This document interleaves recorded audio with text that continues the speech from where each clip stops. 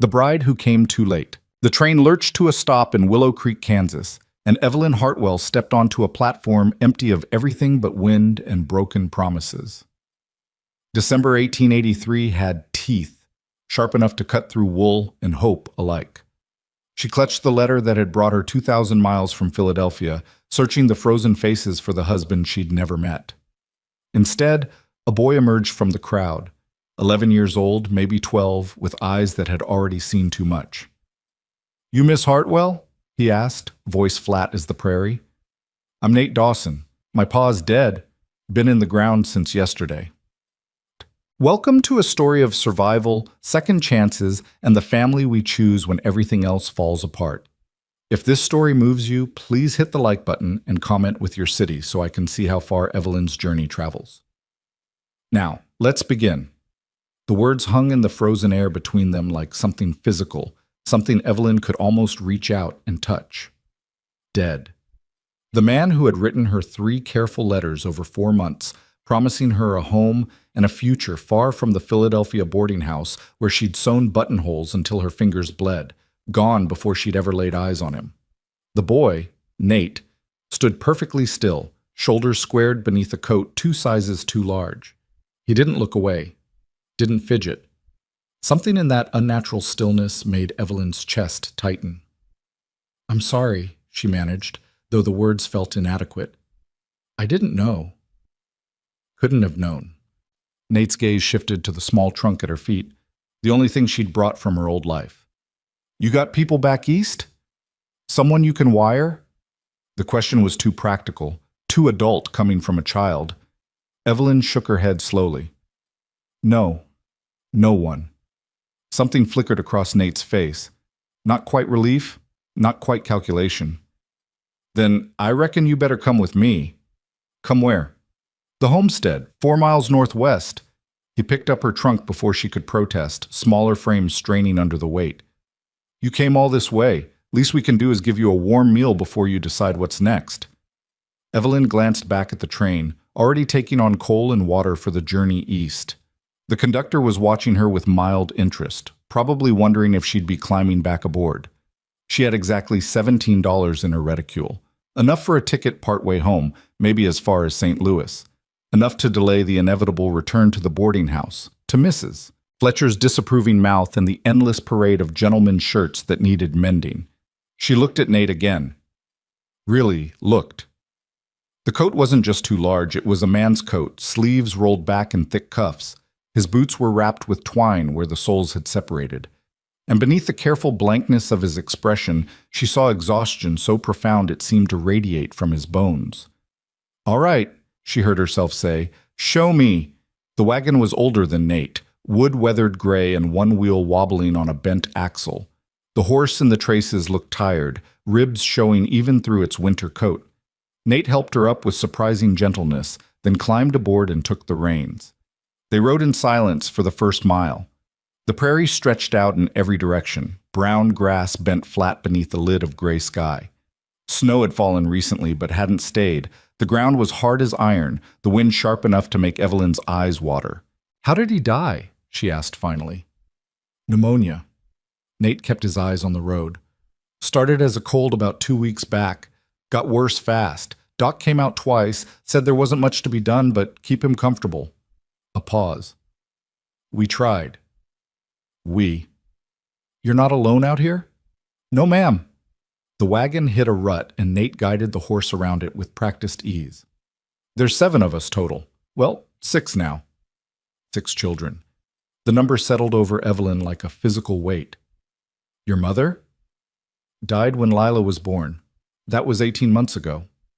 18 months of a man trying to raise 6 children alone on a Kansas homestead. 18 months that had driven him to advertise for a wife in an Eastern newspaper, reaching out to a woman he'd never met because he was desperate enough to try anything. And now that man was in the ground, and his children were... what? Evelyn's mind raced ahead, trying to understand what she was riding toward. Who was caring for them? Did they have family nearby?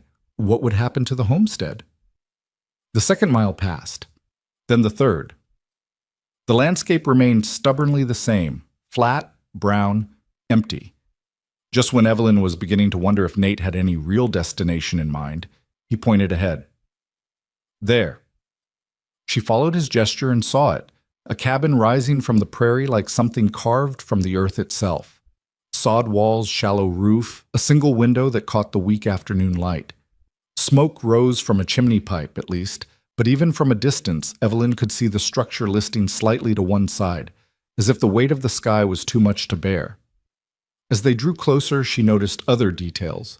The fence posts leaning at drunken angles, the empty chicken coop with its door hanging loose, the vegetable garden buried under dead stalks and frozen earth, and in the doorway, watching them approach, a small figure in a dress too thin for December.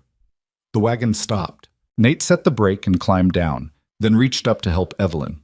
Her legs had gone stiff from the cold and the ride, and she stumbled slightly as her feet hit the ground. The girl in the doorway stepped forward. She was maybe 9 years old, with dark hair pulled back in a braid that was coming undone and eyes that were older than they should have been. She looked at Evelyn with something that wasn't quite hostility, but wasn't welcome either. "This is Rose," Nate said quietly. "My sister." "Rose." Evelyn tried to smile, but the girl's expression didn't change. "I'm Evelyn Hartwell. We know who you are." Rose's voice was flat. "You came to marry Pa." The past tense settled like ash. Evelyn nodded slowly. "I'm so sorry for your loss, for all of your losses." Rose studied her for a long moment, taking in the traveling dress that was too fine for this place, the leather gloves, the small hat pinned carefully in place. Then she turned and disappeared back into the cabin. Nate shifted his weight. It's been hard on her. Hard on all of them." "Of course." Evelyn straightened her shoulders. "May I come in?" "Yes, ma'am." But Nate didn't move toward the door. Instead, he looked at her with those two old eyes. "Before you do, I need to tell you something. Need you to understand what you're walking into." Evelyn waited. "We're in trouble," Nate said simply. "Real trouble. Pa died owing money. To the bank, to the general store, to half the folks in town. We got no cash, no crops put by, and winter's just getting started. The baby's sick. Rose is trying to hold everything together, but she's 9 years old and she shouldn't have to. I do what I can, but I'm just a kid and everybody knows it." He took a breath, and for the first time since she'd met him, his voice cracked slightly. "When I saw Pa's letter about you in his desk, I thought I don't know what I thought. That you could help, maybe. That you'd know what to do. But now you're here, and I can see you're just as lost as we are." The honesty of it struck Evelyn like a blow. This child, carrying the weight of 6 lives on shoulders that should have been occupied with schoolwork and play, had spent his last energy and hope bringing a stranger to a home that was falling apart. She could leave. Should leave, probably. This wasn't what she'd signed up for. She'd agreed to marry a man, to help build a life, not to step into the smoking ruins of someone else's catastrophe.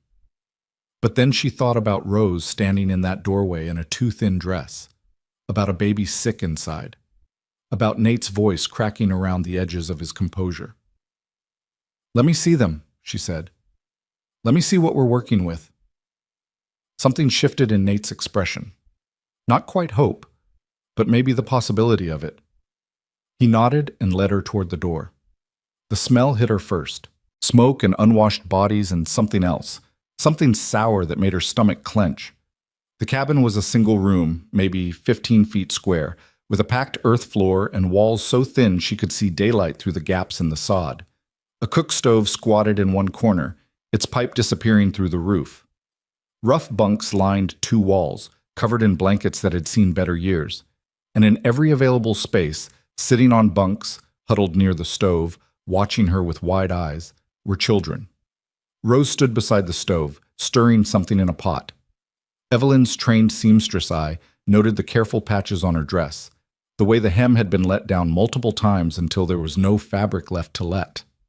On one of the lower bunks, 2 boys sat close together. The older one, maybe 7, had his arm around a smaller boy who couldn't have been more than 4.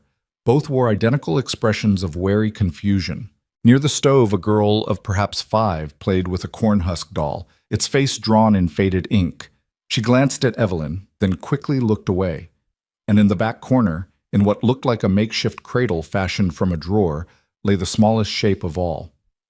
"That's Thomas and Samuel," Nate said, pointing to the boys. "Margaret with the doll. And the baby is Lila." "Hello," Evelyn managed. The older boy, Thomas, nodded slightly. The others just stared. Rose turned from the stove, wooden spoon still in hand. "Supper's almost ready. It's just soup, mostly water and some old potatoes, but it's warm. I'm sure it's lovely." Evelyn set down her reticule and moved closer to the cradle, drawn by something she couldn't name. The baby lay perfectly still, wrapped in blankets that had been white once. Her eyes were closed, tiny face peaceful in sleep. Too peaceful. Evelyn's hand moved without conscious thought, pressing gently against the baby's chest. She felt the faint rise and fall of breath, but it was shallow, irregular. The baby's skin was hot to the touch. "How long has she been like this?" Rose's spoon stilled. 2 days, maybe 3. She hasn't eaten since yesterday morning. Won't take the bottle, won't hardly wake up." Evelyn looked up sharply. "Has a doctor seen her?" "Doc Patterson came for Pa." Rose's voice was carefully neutral. "Said he'd come back for Lila if we could pay." "We can't pay." The matter-of-fact delivery of those words, "we can't pay," made something hot and furious rise in Evelyn's chest. She looked at the baby again, at the translucent quality of her skin, the blue tinge around her tiny mouth. This child was dying. They were all watching her die, these children who had already lost both parents because they couldn't pay a doctor to save her. Evelyn stood abruptly. "Where's the nearest store?" Nate blinked. "General store in town, about 4 miles. "The same place your father owed money?" "Yes, ma'am. Mr. Cassidy runs it. Pa owed him for seed and flour from last spring." Evelyn reached for her reticule and pulled out her purse. $17. It was everything she had, everything between her and absolute destitution. With it, she could buy a train ticket, could run from this disaster and try to rebuild something back east. Or she could try to save a life. "I need you to take me back to town," she said to Nate. "Right now. We need milk, fresh if possible, canned if not, honey if they have it. And I need you to tell me where this doctor lives." Rose was staring at her. "Miss Hartwell, we're not letting this baby die." Evelyn's voice came out harder than she'd intended. "Not today. Not if there's anything we can do about it." For a long moment, no one moved. Then Nate straightened, and something that had been bent in him seemed to lock into place. "Yes, ma'am. I'll get the wagon ready." They made the trip in half the time it had taken to reach the homestead, the old horse finding reserves of energy Evelyn wouldn't have guessed it possessed. The sun was setting by the time they reached town, painting the storefronts in shades of orange and gold that seemed obscene given the circumstances. The general store was still open, lamplight spilling from its windows. Nate tied the horse and followed Evelyn inside. The man behind the counter looked up, his welcoming expression faltering when he saw who had entered. He was middle-aged, balding, with the soft hands of someone who'd never worked land. "Nate Dawson, I heard about your father. My condolences." "Thank you, Mr. Cassidy." Nate's voice was stiff. "This is Miss Hartwell. She needs to make a purchase." Cassidy's eyes moved to Evelyn, taking in her travel-worn clothes and the determined set of her jaw. "Miss Hartwell, the mail-order bride, I presume." The way he said it made it sound like an accusation. Evelyn lifted her chin. "I need fresh milk if you have it. 2 bottles, and honey." "I see." Cassidy made no move to fetch anything. "And how exactly do you plan to pay for these items? The Dawson account is considerably overdrawn as it is." "I'll pay cash." Evelyn set a $5 gold piece on the counter with a sharp click. "Will that be sufficient?" The coin gleamed in the lamplight. Cassidy's expression shifted, calculation replacing judgment. "That'll do fine." He turned to gather the requested items, wrapping them carefully in brown paper. "I also need to know where Dr. Patterson lives," Evelyn said. "The doctor?" Cassidy glanced back at her. "He's on Elm Street, 3 blocks east. White house with green shutters. But I should warn you, I'm not interested in warnings. Thank you for your help." Evelyn gathered the wrapped packages and turned toward the door. "Miss Hartwell." Cassidy's voice stopped her at the threshold. "I don't mean to be indelicate, but you seem like a practical woman. You do understand the situation you're in? Evelyn looked back at him. I understand that there are children who need help. There are children all over this territory who need help. Most folks learn pretty quick that you can't save everyone. He leaned on the counter, voice dropping to something that might have been kindness. John Dawson was a decent man who got in over his head. Those kids, it's a tragedy. It truly is. But you just got here. This isn't your burden to carry. The words echoed what her own practical mind had been telling her since she stepped off the train. She could still walk away, should walk away. But then she thought about Lila's shallow breathing, about Rose stirring watery soup with shoulders that shouldn't have to carry such weight, about Nate's eyes, old before their time. Perhaps not, she said quietly. But it's the burden in front of me, and that seems to matter more than what I planned or what's fair. Good evening, Mr. Cassidy. She walked out before he could respond. Dr. Patterson's house was exactly where Cassidy had said, warm light glowing from multiple windows in a way that spoke of prosperity and comfort. Evelyn climbed the front steps and knocked firmly. The man who answered was older than she'd expected, probably past 60, with silver hair and eyes that had seen their share of death. He looked at her without recognition. Yes? Dr. Patterson? My name is Evelyn Hartwell. I'm here about Lila Dawson. His expression closed like a door slamming. I already told those children. I can pay. Evelyn pulled out another gold piece. I need you to come tonight. Now. Patterson stared at the coin. For a moment she thought he might refuse anyway, but then he sighed heavily. Let me get my bag. You'll need to take me there. My horse is lame. The ride back to the homestead was silent, except for the creaking of the wagon and the endless wind. Patterson sat beside her like a man being led to execution, his black bag clutched on his lap. Nate drove with single-minded focus, coaxing every bit of speed from the exhausted horse. When they arrived, Rose met them at the door. Her eyes went wide at the sight of the doctor. You came. Miss Hartwell here made it worth my while. Patterson stepped inside and went directly to the cradle. He spent several minutes examining Lila in silence, his weathered hands surprisingly gentle as he checked her pulse, listened to her chest, looked into her mouth and eyes. Finally, he straightened. It's pneumonia, same as took your father. She's dehydrated, probably hasn't been able to keep anything down. Can you help her? Rose's voice was barely a whisper. Maybe, if we act fast. Patterson turned to Evelyn.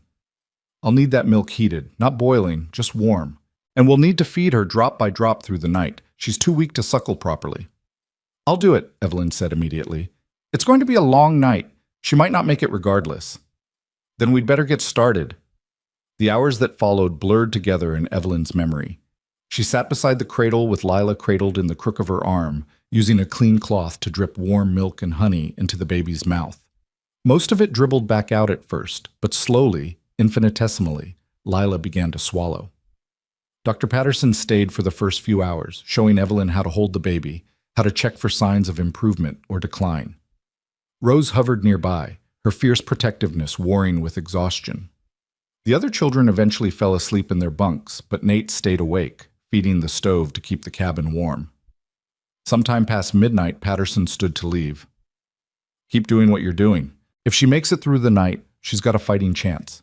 If her fever spikes or her breathing gets worse, there's nothing more I can do. Evelyn looked up from the baby. Thank you for coming.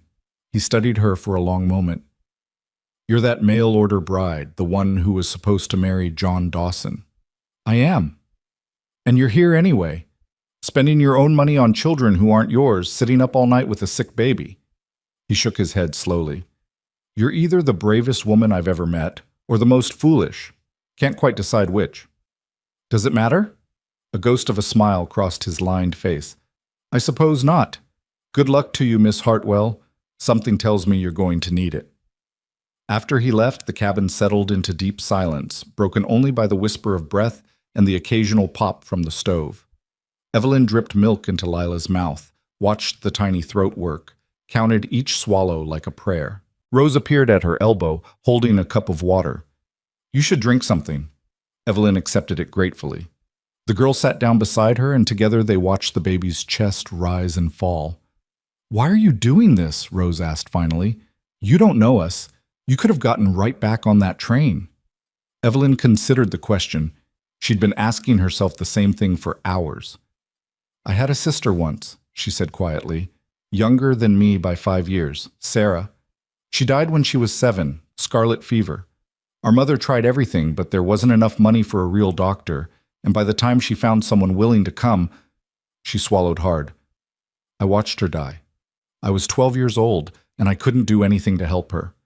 Rose said nothing, but her hand crept across the space between them and rested lightly on Evelyn's arm. I can't bring Sarah back, Evelyn continued, but maybe I can help Lila. Maybe that's enough. They sat together in the lamplit dimness, feeding milk to a dying baby drop by patient drop. And slowly, as the darkest hours of the night gave way to the first gray promise of dawn, Lila's breathing deepened. Her skin grew less frighteningly hot. And when Evelyn dripped milk into her mouth, the baby's eyes fluttered open, just for a moment, before closing again in what looked like actual sleep rather than unconsciousness. Rose made a sound that was half laugh, half sob. She's better. She's actually better. She's still very sick, Evelyn cautioned, but she couldn't stop the smile spreading across her own face. But yes, I think she's turned a corner. By the time full morning arrived, Lila was breathing easier and had taken nearly half a bottle of milk. Evelyn's arms ached from holding her, and her eyes felt full of sand, but she couldn't remember the last time she'd felt this particular kind of tired, the kind that came from doing something that mattered. Nate emerged from his bunk, took one look at his baby sister's improved color, and sat down hard on the floor. "You did it," he said, voice rough. "You actually did it." "We did it," Evelyn corrected. "All of us." The other children woke and crowded around, their faces transformed by something Evelyn hadn't seen in them before. Hope. Thomas actually smiled. Margaret reached out to touch Lila's tiny hand with wondering fingers. Even Samuel, the youngest boy, stopped looking quite so afraid. Rose went to the stove and began making breakfast. More of the watery soup from the night before, but she added some of the milk and honey, transforming it into something that smelled almost good. They ate together, 7 children and one exhausted woman who had arrived yesterday planning to marry a stranger and had instead found herself part of something she didn't yet have words for. After breakfast, Evelyn finally allowed herself to doze, Lila still cradled in her arms. She woke a few hours later to find Rose covering her with a quilt and the cabin full of weak winter sunlight. "There's someone here to see you," Rose said quietly. "A man from town. He says it's important." Evelyn's stomach clenched. She laid Lila carefully in her cradle and stood, smoothing down her wrinkled dress. "What does he want?" "Didn't say. But Nate's talking to him outside. He looks official." Through the cabin's single window, Evelyn could see a well-dressed man standing beside a black carriage. He was talking to Nate, gesturing at the cabin and the land around it. Even from a distance, there was something predatory in the way he held himself. Evelyn stepped outside and the man turned to face her. He was perhaps 50, with silver hair and a smile that didn't reach his eyes. His clothes were expensive, city clothes, out of place on the prairie. "Miss Hartwell, I presume." The man removed his hat with practiced courtesy. "My name is Harlan Pettigrew. I'm the president of the Willow Creek Bank and Trust." The bank. The place where, according to Nate, John Dawson had owed money. Evelyn's spine straightened. "Mr. Pettigrew, what can I do for you?" "Perhaps we could speak inside. It's a delicate matter." "Anything you have to say can be said right here." Evelyn crossed her arms. "These children have a right to hear what concerns their home." Pettigrew's smile thinned. "Very well. I'll be direct. John Dawson died owing the bank a considerable sum, $240 to be precise. The note comes due in 30 days. $240. The number fell like a stone. Evelyn had spent nearly half her money just getting through one night. That kind of debt was insurmountable. "I see," she managed. "Given the circumstances, I'm prepared to be reasonable." Pettigrew's tone suggested this was a magnanimous gesture. "If the family cannot pay, I'm willing to purchase the land outright. It's not worth much, admittedly, but the creek that runs through it has value. I can offer, shall we say, $50? $50 for 160 acres? Nate's voice cracked with outrage. That's less than a third of what it's worth. That's what it's worth to me. Pettigrew's smile never wavered. Of course, you're free to seek other buyers, but I think you'll find there aren't many people interested in taking on this kind of debt, along with worn-out land and a failing homestead. Evelyn studied the man's face, reading the calculation behind his pleasant expression. This wasn't charity or even business as usual. This was someone seeing an opportunity to profit from desperation. "We'll need time to consider your offer," she said carefully. "Of course. But don't take too long. Winter's only getting started, and I imagine things will get more difficult before they improve." He replaced his hat and climbed back into his carriage. "Good day, Miss Hartwell. Children." They watched him drive away, the black carriage stark against the brown prairie. When it finally disappeared, Nate turned to Evelyn with desperation written across his young face. "We can't sell. This is our home. Pa worked himself to death for this land." "I know." Evelyn's mind was already racing, trying to calculate impossible numbers. $17 minus what she'd already spent left her with maybe $9. The homestead had no livestock except the worn-out horse, no crops, no obvious source of income. Rose appeared in the doorway. "There's more," she said quietly. "We owe Mr. Cassidy $73 at the general store. And there's others, the blacksmith, the mill, folks who helped Pa when times were bad. We tallied it all up last night. Including the bank, it comes to almost $400. $400. It might as well have been 4,000. Evelyn sank down onto the wagon's edge, suddenly exhausted beyond measure. "We're going to lose it," Nate said flatly. "Everything Pa worked for. We're going to lose it all." Evelyn looked at him, at all of them standing there in their too thin clothes and too large responsibilities. She thought about the train ticket she didn't have, the life back east she couldn't return to. She thought about Lila sleeping peacefully in her cradle for the first time in days, and Rose's fierce protectiveness, and Nate's eyes that had seen too much. And she thought about the ledger she'd glimpsed yesterday, sitting on the rough table inside. John Dawson's careful handwriting, recording debts and hopes and the daily mathematics of survival. "Let me see that ledger," she said slowly. "All of your father's papers. There has to be something, some record of ownership, some evidence of what this land is actually worth. We need to understand exactly what we're dealing with before we make any decisions." It wasn't hope exactly, but it was better than surrender.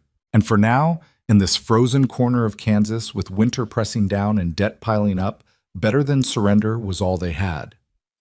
The ledger lay open on the table like an autopsy report, revealing the slow death of John Dawson's dreams in columns of careful numbers. Evelyn turned the pages while the children watched from their bunks, pretending not to listen but hanging on every rustle of paper. The early entries were almost optimistic. Seeds purchased, fence posts delivered, a milk cow acquired in the spring of 1882. But as the pages progressed, the handwriting grew shakier, the entries more desperate. Flour bought on credit. Payment delayed. Payment delayed again. And then, in the margins, small notes that broke Evelyn's heart. Margaret needs shoes. Rose's dress past mending. Baby needs medicine. "He tried so hard," Rose whispered from across the room. Evelyn looked up to find the girl watching her with those ancient eyes. "He did. Anyone can see that. One can see." Wasn't enough, though, was it? There was no bitterness in Rose's voice, just exhausted acceptance. Maybe not, but that doesn't mean we stop trying. Evelyn turned another page and froze. There, tucked between entries about seed costs and harvest failures, was a letter. The paper was creased from being folded and unfolded many times. The ink faded but still legible. She pulled it free and read the salutation. "Dear John." "What is it?" Nate appeared at her shoulder. "A letter. From someone named Cole."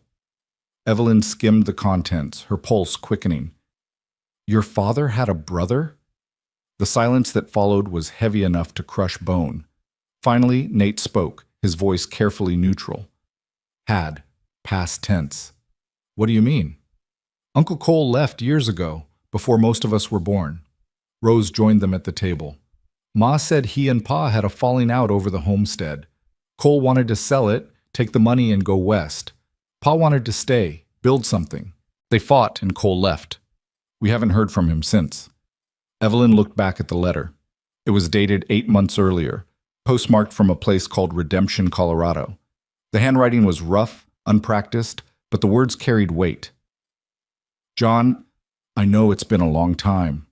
Too long. I heard about Sarah from a mutual acquaintance passing through. I'm sorry I wasn't there. I'm sorry for a lot of things. I've been working a claim up in the mountains near Redemption. It's hard country, but honest work. I think about the homestead sometimes, about what we could have built if I hadn't been so stubborn and stupid. If you ever need help, if things get desperate, write to me. I know I don't deserve the chance to make things right, but I'd like to try. Your brother, Cole. Did your father ever write back? Evelyn asked. Nate shook his head. If he did, he never mentioned it, and we never saw Uncle Cole.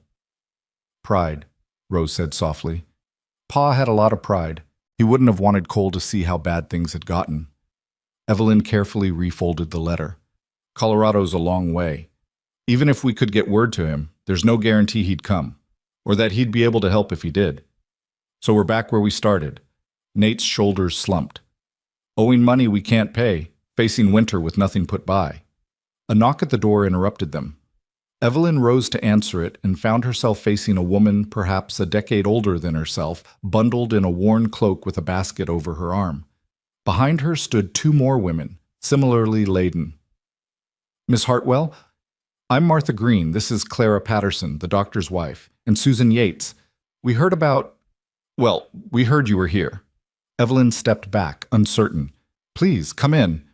The women entered, their practiced eyes taking in the cabin's poverty with barely a flicker of reaction.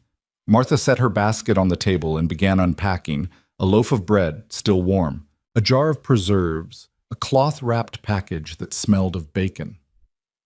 We wanted to welcome you properly, Martha said, and to offer our condolences about John. He was a good man. We also wanted to thank you, Clara added, her voice soft. My husband told me what you did for little Lila, how you sat up all night with her. Evelyn felt heat rise in her cheeks. Anyone would have done the same. That's where you're wrong. Susan's voice was sharp, her eyes shrewd. Most folks wouldn't have. Most folks would have gotten right back on that train and counted themselves lucky to escape. She pulled out a small bag of coffee beans. The fact that you didn't, well, that tells us what kind of woman you are. The kindness of it, the simple human decency after a day of mounting catastrophe, threatened to undo Evelyn completely. She blinked hard against sudden tears. I don't know how to thank you. You already have. Martha's smile was warm. Those children have been alone too long. It does my heart good to see someone looking after them properly. After the women left, promising to return soon, Evelyn and Rose prepared a meal that felt almost luxurious by comparison to the watery soup. Real bread, bacon fried crisp. The children ate with the careful intensity of people who'd gone hungry too often, savoring every bite. That night, with Lila sleeping peacefully and the other children bedded down, Evelyn sat at the table and composed a letter by lamplight. Her hand cramped around the pen. She'd spent so many years sewing that writing felt foreign, but she pushed through. Dear Mr. Dawson, you don't know me, but I knew your brother John, or rather, I was meant to know him. I answered his advertisement for a wife and arrived in Willow Creek to find him already buried.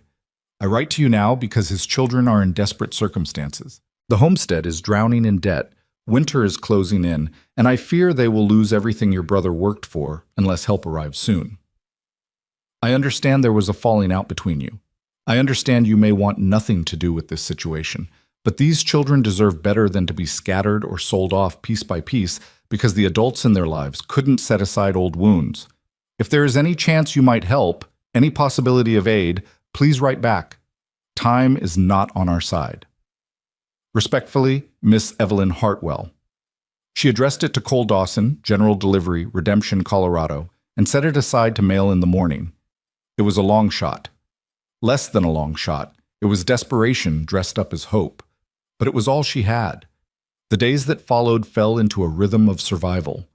Evelyn spent her remaining money carefully, buying only what they absolutely needed: flour, salt, a little sugar for Lila's milk. She let out hems and took in seams, transforming adult clothes into children's garments with the skill of years spent sewing.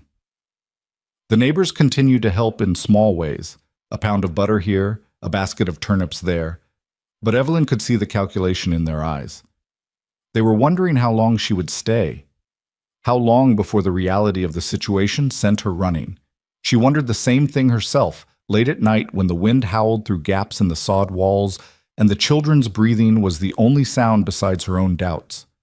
Nate had taken to checking the road every afternoon, watching for the mail wagon even though they both knew it was too soon for a response from Colorado. But on the 8th day after Evelyn had sent her letter, his patience was rewarded, though not in the way either of them had hoped. "Someone's coming," he called from the doorway. "Fancy carriage, 2 horses." Evelyn's stomach dropped. She knew who it was before she saw the black vehicle cresting the rise. Harlan Pettigrew had given them time to consider, and now he'd come to collect his answer. She met him outside, flanked by Nate and Rose. The banker descended from his carriage with the same predatory smile he'd worn before. "Miss Hartwell, children, I trust you've had time to think about my offer?" "We have." Evelyn kept her voice level. "We're not interested in selling." Pettigrew's eyebrows rose. "I see. And how exactly do you plan to satisfy your debts? The banknote comes due in 3 weeks, and I have it on good authority that you've spent the last of your personal funds on supplies." The fact that he knew this, that he'd been keeping track of her movements and purchases, sent a chill down Evelyn's spine. "We'll find a way." "Will you?" He pulled a folded document from his coat. "I took the liberty of reviewing John Dawson's financial records at the bank. The situation is even worse than I initially stated. There are liens, Miss Hartwell, debts secured against the property itself. Even if by some miracle you came up with the money owed to me, there are others waiting in line." "We know about the debts," Nate said, his young voice hard. "Then you know this is inevitable. The question is whether you accept it gracefully or make things difficult for everyone involved." Pettigrew's tone shifted to something that might have passed for sympathy. "I'm not a cruel man. I'm prepared to increase my offer to $75 for the land. That would at least give you children something to start over with." "Start over where?" Rose's question cut through the cold air like a blade. "This is our home. Our parents are buried here." "I understand this is difficult." "Do you?" Evelyn stepped forward, and something in her movement made Pettigrew take an involuntary step back. "Do you understand what it's like to be 11 years old and responsible for 5 younger siblings? To watch your father die of pneumonia because there wasn't money for proper medicine? To face losing the only home you've ever known because men like you see profit in other people's desperation?" Pettigrew's sympathetic mask slipped. "I'm a businessman, Miss Hartwell. I didn't create this situation. John Dawson did when he borrowed more than he could repay. I'm simply dealing with the consequences. By taking advantage of orphan children, by enforcing legally binding contracts." His voice hardened. "You have 3 weeks to come up with $240. If you cannot pay, the property reverts to the bank and you will be evicted. Those are the terms John Dawson agreed to, and those are the terms that will be honored. Good day." He climbed back into his carriage and drove away, leaving them standing in the frozen yard. "What do we do now?" Nate asked quietly. Evelyn had no answer. She'd been in Kansas less than 2 weeks and had already spent nearly everything she owned. The letter to Cole Dawson might never reach him, and even if it did, there was no guarantee he'd respond in time or at all. But that night, as she sat mending one of Thomas's shirts by lamplight, an idea began to form. It was desperate, possibly futile, but it was better than simply waiting for disaster to arrive. "Rose," she called softly. The girl looked up from where she was rocking Lila. "Your father's clothes, where are they?" "In the trunk at the foot of his bunk. Why?" "Because we're going to church on Sunday." Rose blinked. "Church?" "Your father had debts all over town, which means he had relationships all over town. People who knew him, who maybe respected him. If we're going to save this homestead, we need allies. We need people to see you children, to remember that you're part of this community, not just a bad debt to be written off." "You think people will help us?" "I think people might help us more than they'd help Harlan Pettigrew." Evelyn pulled John Dawson's best shirt from the trunk. It was worn but clean, carefully mended at the collar. Nate, this should fit you if we take it in at the shoulders. Rose will let down the hem of your blue dress and add a fresh collar. By Sunday, we're going to look like a family that deserves a chance. She worked through the night and the next day, her needle flying through fabric with the speed of long practice. She transformed Rose's too-short dress into something almost respectable. She cut down John's shirt and trousers for Nate, making him look older, more responsible. She fashioned a new dress for Margaret from one of John's old work shirts, the fabric soft from years of washing. For herself, she had only the traveling dress she'd arrived in, but she cleaned and pressed it until it looked less bedraggled. She pinned her hair with extra care and borrowed a bonnet from Martha Green, who'd stopped by with more food and had stayed to help with the mending. "You're making a statement," Martha observed, watching Evelyn work. "I'm making sure people see what they're letting Pettigrew destroy. It might backfire. People don't like being made to feel guilty." "Then they shouldn't have guilty consciences." Evelyn bit off a thread. "Besides, we're out of options. This is the only play we have." Sunday dawned cold and clear. The children dressed in their refurbished clothes with solemn care, as if they understood the importance of what Evelyn was attempting. Even Samuel, who usually squirmed during any grooming attempt, stood still while Rose combed his hair. The church was a simple white building at the edge of town, its steeple visible for miles across the flat prairie.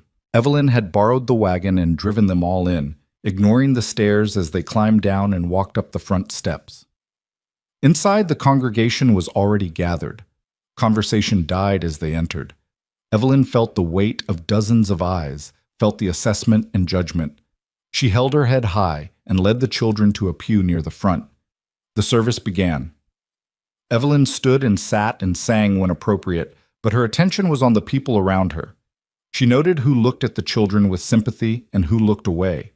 She cataloged the expensive clothes, the well-fed faces, the casual comfort of people who'd never missed a meal or wondered if they'd have a roof next month. And she saw Harlan Pettigrew sitting in the front pew with his wife, accepting nods and greetings like a lord among peasants. When the service ended and people began filtering outside, Evelyn made her move. She positioned herself and the children directly in the path of the departing congregation, forcing everyone to either acknowledge them or make an obvious effort to avoid them. "Miss Hartwell," the pastor approached, a kind-faced man in his 50s. "We're glad to have you and the Dawson children with us this morning." "Thank you, Pastor," Evelyn pitched her voice to Carrie. "The children wanted to attend their father's church. He spoke of it in his letters, how welcoming the congregation was, how the community looked after one another." It was a calculated statement, a reminder that John Dawson had been one of them. The pastor's expression flickered with understanding and perhaps a touch of discomfort. "John was a good man. We miss him." The pastor looked down at the children. "How are you all managing?" Before Evelyn could answer, Nate spoke up. "We're doing all right, Pastor. Miss Hartwell has been helping us. She saved Lila when the baby was sick. I heard about that." The pastor's smile warmed. "Doc Patterson mentioned your dedication, Miss Hartwell. Sitting up all night with a child who wasn't even your own. Any decent person would have done the same. And yet many wouldn't have." This came from a new voice. Evelyn turned to find a tall man with a weathered face and calloused hands. "Frank Morrison. I own the mill north of town. John Dawson was a good customer and a better neighbor. I'm sorry for your loss, children." "Thank you, Mr. Morrison," Rose said quietly. Others began to gather, drawn by curiosity or genuine concern. Evelyn recognized some from the general store, others from Martha Green's descriptions. She watched their faces as they looked at the children, at Nate in his father's altered shirt, standing tall despite his youth, at Rose holding Lila with the careful competence of a mother too young, at the little ones clustered close, wearing hand-me-downs that had been mended more times than anyone could count. "It's admirable what you're doing," a woman said. She was perhaps 30, well-dressed, with kind eyes. "Taking on such a responsibility." "I haven't taken on anything," Evelyn replied. "These children had a home and a family. I'm simply helping them keep what's rightfully theirs." "But surely you understand the difficulties involved." This was a different voice, sharper. Evelyn didn't need to turn to know who it belonged to. Sentiment is all well and good, Miss Hartwell, but it doesn't pay debts. Harlan Pettigrew had joined the circle, his wife on his arm. The crowd's energy shifted, people drawing back slightly as if to avoid being caught in the middle of something unpleasant. "You're right, Mr. Pettigrew." Evelyn turned to face him directly. "Sentiment doesn't pay debts. Neither does stealing land from orphans at a fraction of its value." A ripple of shock ran through the gathered congregation.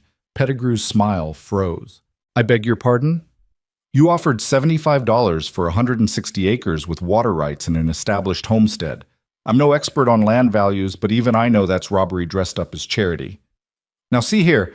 "No, you see here." Evelyn's voice didn't rise, but it cut through his bluster like a knife. "John Dawson died trying to build something for his children. He made mistakes, certainly. He borrowed more than he could easily repay. But he was doing it for them." She gestured at the children. "Not for himself. And now you want to take what he built and sell it for profit while these children are turned out with nothing. The bank has rights. And these children have rights too. The right to their father's legacy. The right to be treated with dignity instead of being seen as an inconvenient obstacle to your business dealings." Pettigrew's face had gone red. "You overstep yourself, Miss Hartwell. You're a stranger here, a woman who arrived under false pretenses." "False pretenses?" Evelyn's laugh was harsh. "I came here to marry John Dawson and help him build a life. The fact that he died before I arrived doesn't change my intentions. I'm here now, and I'm not leaving these children to your tender mercies." The crowd was watching with open fascination now. Some faces showed approval, others discomfort. The pastor looked like he wanted to intervene but couldn't quite figure out how. It was Frank Morrison who broke the tension. "Miss Hartwell raises a fair point, Harlan. $75 is a pittance for that property, especially with the creek running through it. The property is mortgaged to the hilt because John had a run of bad luck, not because the land isn't valuable." Morrison crossed his arms. "That creek doesn't run dry even in the worst drought. Any rancher in the county would pay good money for reliable water access." "Which is exactly why the bank wants it," someone muttered. Evelyn couldn't see who, but the comment drew nods of agreement. Pettigrew's jaw tightened. "This is neither the time nor the place for this discussion. If Miss Hartwell wishes to contest the bank's claim, she's welcome to seek legal counsel." "With what money?" Rose's question was quiet, but it landed like a thunderclap. "We can't even afford to pay the debts we have. How are we supposed to hire a lawyer?" The girl's blunt honesty seemed to strike harder than Evelyn's anger. Several people looked away, discomfort written on their faces. This was the reality they all knew, but preferred not to acknowledge. That justice was something you could only access if you could afford it. Pettigrew recovered quickly. "I sympathize with your situation, truly I do.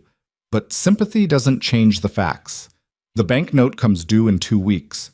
If you cannot pay, the property will be foreclosed. Those are the terms your father agreed to." He tipped his hat to the crowd. "Good day, everyone." He walked away, his wife hurrying to keep up. The crowd began to disperse, people drifting toward their wagons and horses with carefully neutral expressions. But a few lingered. Martha Green pressed an envelope into Evelyn's hand. "It's not much," she whispered. "Just a few dollars my husband and I can spare, but it's something." Frank Morrison nodded to her. "I'll send word around. There are folks who owe John Dawson for kindnesses past. Maybe it's time those debts were repaid." One by one, people approached with quiet offerings. A promise to send flour. An offer to repair the fence come spring. A widow pressed 2 silver dollars into Rose's palm and walked away before the girl could thank her. By the time they climbed back into the wagon, Evelyn's hands were shaking. The envelope from Martha contained $5. Combined with the widow's contribution and a few other small gifts, they'd collected almost $15. It was nowhere near enough, but it was proof that they weren't completely alone. The ride home was quiet, each of them lost in their own thoughts. As they approached the homestead, Nate suddenly sat up straight. "Someone's there." Evelyn followed his gaze and felt her heart stutter. A man stood beside the cabin, a horse tethered nearby. He was tall, broad-shouldered, wearing a sheepskin coat and a hat pulled low against the wind. At the sound of their wagon, he turned. Even from a distance, Evelyn could see the resemblance to the children. The same strong jaw. The same way of standing, weight balanced and ready. Uncle Cole? Nate's voice cracked on the name. The man moved toward them, and as he got closer, Evelyn could make out more details. He was younger than she'd expected, maybe 35, with a face weathered by hard living and eyes that had seen their share of trouble. A scar cut through his left eyebrow. His hands, when he reached up to help her down from the wagon, were calloused and strong. Nate! His voice was rough, rusty from disuse. Rose, I got a letter. From a Miss Evelyn Hartwell. His eyes found hers. I'm guessing that's you. Evelyn nodded, too stunned to speak. She'd sent the letter barely over a week ago. For him to be here now meant he must have left Colorado almost immediately. Cole looked past her to the other children, his expression unreadable. Samuel, Thomas, Margaret. He paused, and something cracked in his weathered face. And little Lila. Last time I saw you, you weren't even born yet. You came. Rose's voice was small, disbelieving. After all this time, you actually came. I came. Cole's hands flexed at his sides, as if he wanted to reach for them, but didn't know if he had the right. I came to help. If you'll let me. The silence stretched between them like a rope pulled taut, ready to snap. Evelyn watched the children's faces, saw the war between hope and suspicion playing out in their eyes. They'd been abandoned too many times to trust easily, even when salvation stood right in front of them. It was Nate who broke first, his voice hard with the kind of anger only children who've had to grow up too fast can muster. You left. When Pa needed you most. When Ma was sick and dying, you just left. Cole didn't flinch from the accusation. I did. And now you show up because some stranger wrote you a letter? Nate's hands clenched into fists. Where were you when Pa was coughing his lungs out? Where were you when we were eating nothing but watery soup for a week straight? I didn't know. Cole's voice remained level, but Evelyn could see the muscle jumping in his jaw. Your Pa and we weren't speaking. I didn't know he was sick, didn't know things had gotten this bad. Would you have come if you'd known? Rose asked quietly. Or would you have stayed in Colorado with your pride intact? The question landed like a blow. Cole looked at her for a long moment, and when he spoke, his voice was rougher. I don't know. I'd like to think I would have, but the truth is I was so busy being angry about old wounds that I might not have. And I'll have to live with that. But I'm here now, and I'm asking you to let me try to make things right. We don't need your guilt. Nate's voice cracked. We need money. We need $240 in 2 weeks, or Mr. Pettigrew takes everything. Cole's expression hardened at the name. Harlan Pettigrew? The banker? You know him? Evelyn asked. Knew his type, anyway. Men who see opportunity in other people's suffering. Cole reached into his coat and pulled out a worn leather pouch. I don't have $240, but I've got about 80 from selling my claim in Colorado. It's a start. He held out the pouch. No one moved to take it. The children stared at the offering like it might be a trick, something that would disappear the moment they reached for it. Finally, Rose stepped forward. She didn't take the pouch, but she looked Cole directly in the eye. If we accept this, if we let you help, you don't get to leave again. You don't get to ride off when things get hard or when your conscience feels better. You stay, for good. That's the price. Cole met her gaze without wavering. I stay. You have my word. Your word didn't mean much 8 years ago. No, it didn't. Cole's voice dropped. But I'm not the same man who left. Colorado has a way of beating the stupidity out of a person, provided they live through it. I've had 8 years to think about what I threw away when I walked out on this family. I won't make that mistake again. Rose studied him for another long moment, then took the pouch. The weight of it seemed to surprise her. She looked up at Cole with something that wasn't quite trust but might become it given time. All right, you can stay, but you sleep in the barn until you prove yourself. A ghost of a smile crossed Cole's weathered face. Fair enough.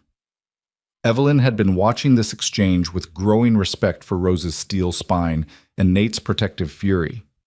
These children had been forged in hardship, and they weren't about to let anyone, even blood family, take advantage of their desperation. But now practical matters reasserted themselves. $80 is more than we had an hour ago, she said carefully. Combined with what we collected at church, it brings us to almost 100. We're still well short of what's needed. Then we need a plan to get the rest. Cole looked at the cabin, at the sagging roof and listing walls, and something shifted in his expression. This place has gone to hell. Pa did his best, Nate said defensively. I know he did. And he did it alone when he should have had help. Cole turned in a slow circle, taking in the broken fence, the empty chicken coop, the garden gone to ruin. But we can't save a homestead that's falling apart. First thing tomorrow, we start repairs. We fix what's broken, shore up what's weak. We make this place look like something worth fighting for. That won't pay the debts, Rose pointed out. No, but it might buy us credibility. People are more willing to invest in something that looks viable. Cole's eyes found Evelyn. You're the one who wrote me. What's your read on the situation? Evelyn considered the question. In the 2 weeks since she'd arrived, she'd learned more about human nature than she'd expected. The town is divided. Some people genuinely cared about John and want to help his children. Others see this as a business matter and nothing more. Pettigrew has influence, but he overplayed his hand at church today. People don't like being reminded that they're complicit in something ugly. So we lean on their consciences. Carefully. Push too hard and they'll close ranks against us out of sheer defensiveness. Evelyn pulled her shawl tighter against the wind.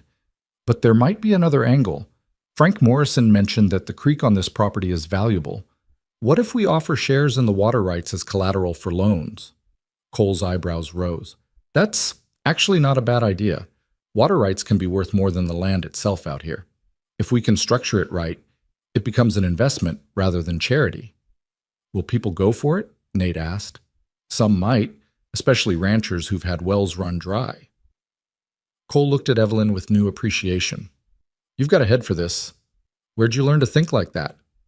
Philadelphia boarding house for working women. We had to be creative about stretching resources. Evelyn met his gaze steadily. I'm good at making something from nothing. It's kept me alive this long. They moved inside, out of the wind that was picking up as afternoon faded toward evening. Cole's presence seemed to fill the small cabin, making it feel even more cramped. He looked around at the packed earth floor, the inadequate bunks, the stove that barely held heat, and Evelyn saw him swallow hard. I should have been here, he said quietly. All these years. I should have been here. You weren't. Rose's voice was matter-of-fact as she settled Lila in her cradle. So now you have to live with it and do better going forward. That's how it works. The bluntness of it seemed to hit Cole harder than anger would have. He nodded slowly and turned to Evelyn. That letter you wrote. You could have just told me about the debts, but you didn't. You told me about them. He gestured at the children. You said they deserved better. Why did you do that? Evelyn thought about the question. Because they do deserve better. And because I thought you might need to hear that it wasn't about obligation or guilt, it was about whether you were the kind of man who'd let blood families suffer when you had the power to help. And what if I wasn't? What if I'd ignored the letter or sent money but didn't come myself? Then we'd have found another way. We still will, if it comes to that. Evelyn began unpacking the food they'd brought from town. But I believed you'd come. Your brother kept your letter, folded it and unfolded it enough times to wear the creases thin. That told me something about both of you, that neither one could quite let go despite all the anger. Cole looked away, jaw working. John was a better man than me. Always was. Maybe. But you're the one who's here now, and that has to count for something. They ate a simple supper of bread and the last of the bacon Martha Green had brought. Cole wolfed down his portion like a man who'd gone hungry before, then caught himself and slowed down, watching the children to make sure they had enough. It was a small thing, but Evelyn noticed. So did Rose, whose suspicious gaze softened just slightly. After supper, Cole went to tend to his horse while Evelyn helped Rose clean up. The girl worked in silence for several minutes before speaking. Do you think he'll really stay? Evelyn dried a tin plate carefully. I think he means to. Whether he can follow through, that remains to be seen. What happens if he doesn't? If he leaves again? Then we do what we've been doing. We survive. Rose's hands stilled in the wash water. I don't know how much longer I can keep doing this, pretending to be strong enough, old enough. Every morning I wake up and I'm scared. Every night I wonder if tomorrow's the day it all falls apart. Evelyn set down the plate and turned to the girl. Rose, look at me. When those ancient eyes met hers, she continued, You are strong enough. You've kept your siblings alive through circumstances that would have broken most adults, but you shouldn't have to carry this alone. That's why I'm here. That's why your uncle came. Not to take over, but to share the weight so you can be 9 years old again, at least some of the time. I don't remember how to be 9. Rose's voice cracked. I don't remember what that feels like. Then we'll figure it out together. Evelyn pulled the girl into a hug, and Rose collapsed against her like a marionette with cut strings, finally allowing herself to be the child she was. They stood like that for a long moment while the wind howled outside and the little ones slept, safe and warm, because this girl had sacrificed her childhood to keep them that way. When Rose finally pulled back, her eyes were red but clear. I'm glad you came, Miss Hartwell. Even if everything else falls apart, I'm glad you came. So am I. Cole returned from the barn, stamping his feet against the cold. Storm's coming in. Could be a bad one. How bad? Nate asked. Bad enough that we should secure anything loose and make sure we've got enough firewood. Cole looked around the cabin. This place going to hold if the wind gets serious? It's held before, Nate said defensively.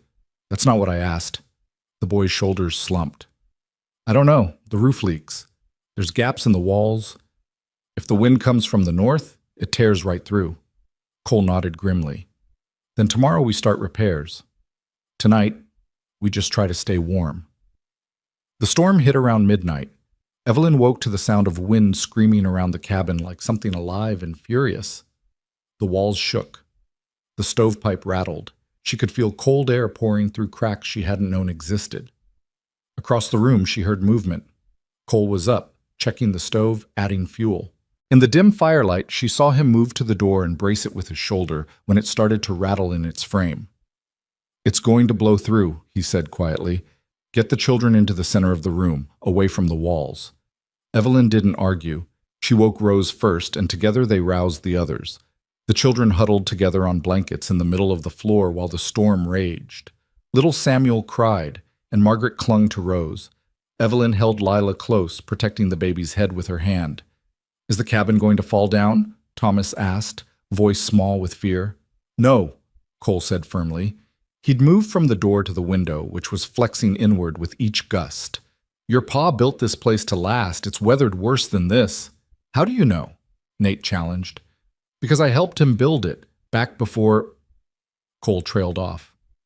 Back when we were still brothers. The admission hung in the air between them. Nate stared at his uncle, and Evelyn could see the internal struggle. The desire to trust warring with years of feeling abandoned. A particularly violent gust hit the cabin, and this time they heard an ominous crack. Part of the roof was giving way. Everyone stay put. Cole grabbed his coat. I'm going to try to secure it from outside. You can't go out in this, Evelyn protested. You'll be killed. And if the roof goes, we'll all be in trouble anyway. Cole was already moving toward the door. Keep them calm. I'll be back. He disappeared into the howling darkness. Evelyn's heart hammered as she listened to the storm, trying to separate the sounds of wind and rain from anything that might indicate disaster. The minutes crawled by with agonizing slowness. Rose had her arms around Samuel and Margaret, singing softly to them. Nate sat rigid, fists clenched, staring at the door like he could will his uncle back through sheer force of determination. Thomas had buried his face against Evelyn's shoulder. Then, impossibly, they heard footsteps on the roof. The sounds of hammering, of wood being shifted and secured. Cole was up there in the teeth of the storm, doing what needed to be done. He's crazy, Nate muttered, but there was something like admiration in his voice. The hammering continued for what felt like hours, but was probably only 15 minutes. Then the door burst open, and Cole stumbled in, soaked to the bone and bleeding from a cut on his forehead. Got it secured, he gasped. Won't be pretty, but it'll hold till morning. Rose was already moving, grabbing clean rags and the last of their drinking water. Sit down before you fall down. Cole obeyed, dropping onto one of the bunks. Rose dabbed at the cut on his head with surprising gentleness. This is going to scar. Won't be my first. Cole caught her wrist gently. Thank you. Don't thank me yet.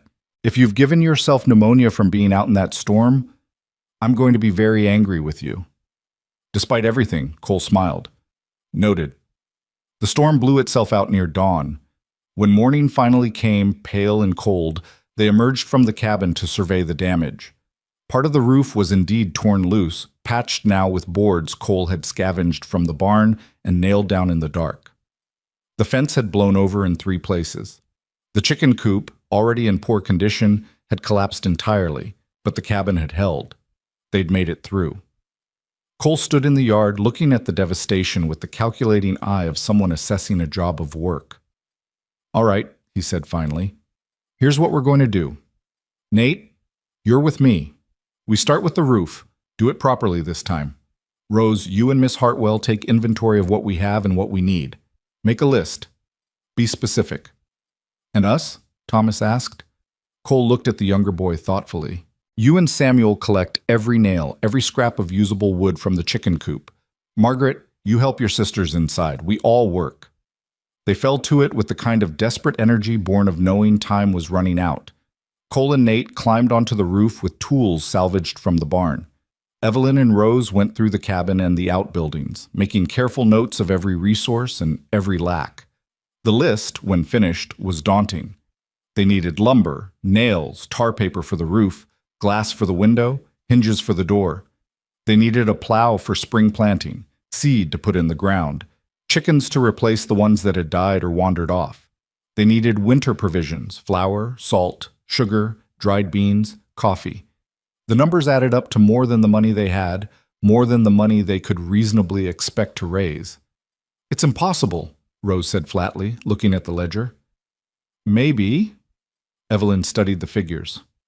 Or maybe we prioritize. We fix what will kill us first. Shelter, heat, food. The rest can wait.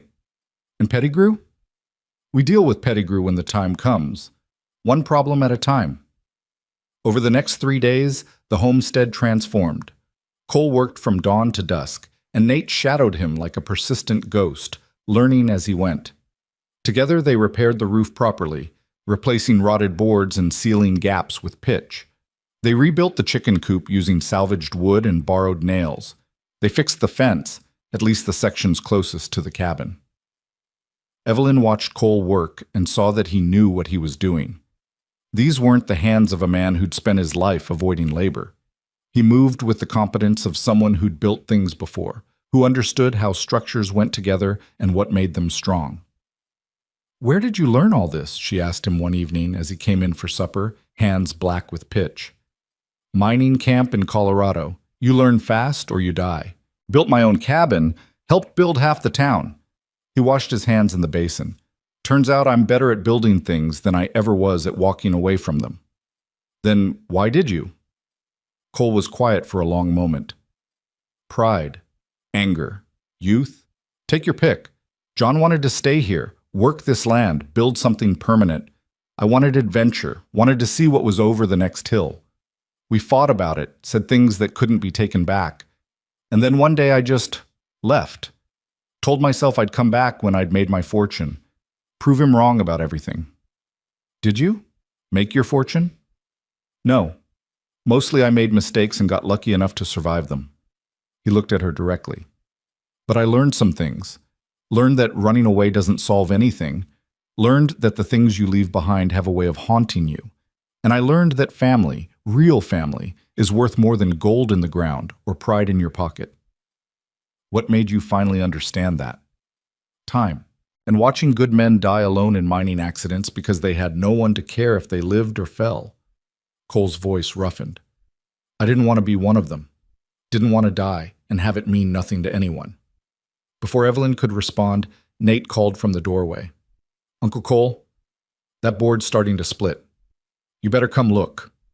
Cole went, and Evelyn was left with his words echoing in her mind. This man had come back from Colorado not just because of her letter, but because he'd finally learned what his brother had known all along, that some things were worth staying for. On the 4th day, they had visitors. Frank Morrison arrived with his wagon, and in the back were 3 other men Evelyn recognized from church. They brought lumber, nails, a bag of seed corn, and something more valuable, their labor. Heard you were making improvements, Morrison said, climbing down. Figured you could use some help. Cole looked at the offering with undisguised suspicion. What's the catch? No catch. John Dawson helped me fix my mill wheel 2 summers ago when it broke. Never asked for payment, said we'd square up when I had something he needed. Morrison gestured at the cabin. Looks like that time has come. One of the other men stepped forward. Name's Bill Tucker. John lent me his horse when mine broke a leg during harvest. I'm here to pay that debt. The third man nodded. Robert Hayes. Your brother helped my wife when she took sick last winter, chopped wood for us every day for 2 weeks. I never got to thank him proper. Cole's throat worked. He never mentioned any of this. He wouldn't have. That was John's way. Morrison set a hand on Cole's shoulder. We can't save the homestead for you, but we can help you fight for it. That's what neighbors do. They worked together through that day and the next, and the transformation was remarkable. With 6 sets of hands instead of 2, they accomplished in days what would have taken weeks. The roof was completely repaired. The fence stood straight and strong. They even managed to dig a new well closer to the cabin, striking water at 15 feet. In the evenings, the men shared stories about John Dawson, about the time he'd helped pull a neighbor's wagon from the mud during spring thaw, about how he'd sat up all night with a sick child when the parents were desperate and exhausted, about his quiet kindness, his willingness to help without expectation of return. The children listened with shining eyes, hungry for these pieces of their father. And Evelyn watched Cole's face as he heard about the man his brother had become, the man he'd never given himself the chance to know. On the 6th day, with the major repairs complete, Frank Morrison pulled Evelyn aside. I've been thinking about what you said at church, about the water rights. Yes? I talked to some of the other ranchers. We're interested. That creek of yours runs year-round and water's going to be worth its weight in gold come summer drought. He pulled out a folded paper. We're proposing a cooperative. You grant us access to the creek for our livestock, controlled access on a schedule, and in exchange we pay an annual fee, enough to cover your banknote with some left over. Evelyn's heart began to pound. How much are we talking about? $200 a year, divided among 5 ranchers. First payment up front. It was almost too good to be true. And the catch? Morrison smiled. You're learning. The catch is that you have to maintain the property. Can't let it fall into disrepair. And if you sell, the water rights agreement transfers to the new owner. Pettigrew finds out about this arrangement. He'll know the land is worth more than he's offering. He'll also know we can pay the debt. Exactly. So the question is, are you ready for that fight? Because once you show you can pay, he might get creative about finding other ways to take this land. Evelyn looked at the cabin, at Cole and Nate working together to shore up the barn wall, at Rose hanging laundry with Margaret's help. She thought about what this place had cost John Dawson, about what it meant to these children. We're ready, she said. Draw up the papers. The papers were drawn up within 3 days, signed in Frank Morrison's front parlor with his wife as witness. 5 ranchers committed to the water cooperative, each paying $40 annually for access rights to the creek that ran through Dawson land. The first year's payment came in cash, $200 in bills and coin that felt impossibly heavy in Evelyn's hands. This is really happening, Rose whispered as they walked back to the wagon. She held the leather document case like it contained something sacred. We can actually pay the bank. We can pay the banknote, Evelyn corrected gently. There are still other debts, but it's a start. Cole helped them into the wagon, his weathered face unreadable. He'd been quiet during the signing, standing in the back of Morrison's parlor, like a man who didn't quite believe he had the right to be there. Now he took the reins and guided the horse toward town with careful precision. Your brother built something good here, he said finally. Something worth more than just land and water. He built trust. These people wouldn't have signed those papers for me. They signed them for the children, Evelyn said. Maybe, but you're the one who made them see the possibility. You're the one who turned grief into action. Cole glanced at her. John chose well when he wrote to you, even if he didn't live to see it. The words settled over Evelyn like a weight. She'd spent the last 3 weeks surviving moment to moment, fighting crisis after crisis, and hadn't allowed herself to think about the larger picture. But Cole was right. She'd somehow become the linchpin holding this whole fragile enterprise together, and the responsibility of it was staggering. They reached town just as the bank was preparing to close for the day. Harlan Pettigrew was standing on the front steps, locking the door, when their wagon pulled up. His expression when he saw them was almost comical, surprise quickly masked by calculation. "Miss Hartwell, Mr. Dawson."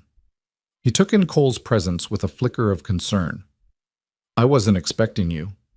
"The note doesn't come due for another 8 days," Evelyn said, climbing down from the wagon. "But we thought we'd settle it early." Pettigrew's smile didn't waver, but something shifted behind his eyes. "I'm afraid the bank is closed for the day. You'll have to come back tomorrow." "Then open it." Cole's voice was flat. "Unless you'd rather we tell everyone in town that you refuse to accept payment on a debt." The two men stared at each other, and Evelyn could feel the tension crackling between them. Pettigrew was used to being the most powerful man in any room, used to people deferring to his authority. Cole clearly didn't give a damn about any of that. "Very well." Pettigrew unlocked the door with more force than necessary. "Though I must say, this is highly irregular." Inside the bank was all dark wood and brass fixtures, smelling of ink and old money. Pettigrew went behind the counter and pulled out a heavy ledger, making a show of finding the correct entry. "The Dawson account. Principal of $240 plus accumulated interest brings the total to $253.40. "Interest?" Nate's voice cracked with outrage. "You never said anything about interest." "It's standard practice, young man. Outlined clearly in the loan documents your father signed." Pettigrew's tone was patronizing. "Surely you didn't think the bank would lend money out of the goodness of its heart." Cole leaned across the counter, and Pettigrew actually took a step back. "How much of that interest accrued after John died, when you knew damn well these children couldn't pay? The terms of the loan don't change based on the borrower's circumstances." "No, but a decent man might show some compassion to orphans." Cole's voice was dangerously quiet. "Then again, I'm starting to think decency isn't something you're familiar with." Evelyn put a hand on Cole's arm, feeling the coiled tension in his muscles. "We have the money. Let's just pay it and be done." She counted out $253.40, every bill and coin accounted for. Pettigrew accepted it with barely concealed frustration, marking the ledger with sharp, angry strokes. When he was finished, he pulled out a receipt and thrust it at Evelyn. "There. The note is satisfied. Though I must say, I'm curious as to how you came up with such a sum on such short notice." "That's none of your concern," Evelyn said coolly. "Actually, as the banker for this community, it very much is my concern. If you've entered into any agreements that might affect property values or water rights." "We've entered into an agreement with our neighbors," Cole cut in. "Legal, binding, and none of your damn business. Now, unless you have further official business with us, we'll be on our way." They walked out of the bank with their heads high, leaving Pettigrew standing behind his counter with rage and frustration written across his face. The receipt felt like victory in Evelyn's pocket, tangible proof that they'd won this round. But as they climbed back into the wagon, Cole's expression was troubled. He's not going to let this go. Men like Pettigrew don't take losing well. What can he do? The debt is paid. He can make life difficult in other ways, deny credit at stores that do business with his bank, spread rumors, put pressure on the ranchers to back out of the water cooperative. Cole took up the reins. "We need to be ready for whatever comes next." What came next arrived 2 days later in the form of a stranger riding a fine black horse. He dismounted in the yard while Evelyn was hanging laundry and approached with the careful courtesy of someone delivering bad news. "Miss Hartwell, my name is Gerald Thorne. I'm an attorney from Topeka." He pulled a folded document from his saddlebag. "I've been retained to inform you of a legal matter concerning this property." Evelyn's stomach dropped. "What kind of legal matter?" "There's a lien on this land, filed by the county 3 years ago for unpaid taxes.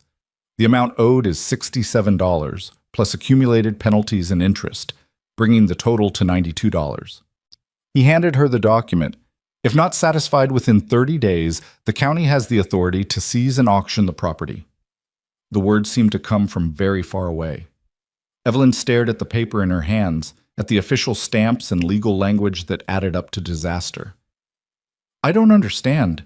We paid the bank. We settled that debt. The bank debt and the tax lien are separate matters. The lien was filed before Mr. Dawson took out his loan with the bank. Thorne's expression was sympathetic. I'm sorry. I know this isn't what you wanted to hear.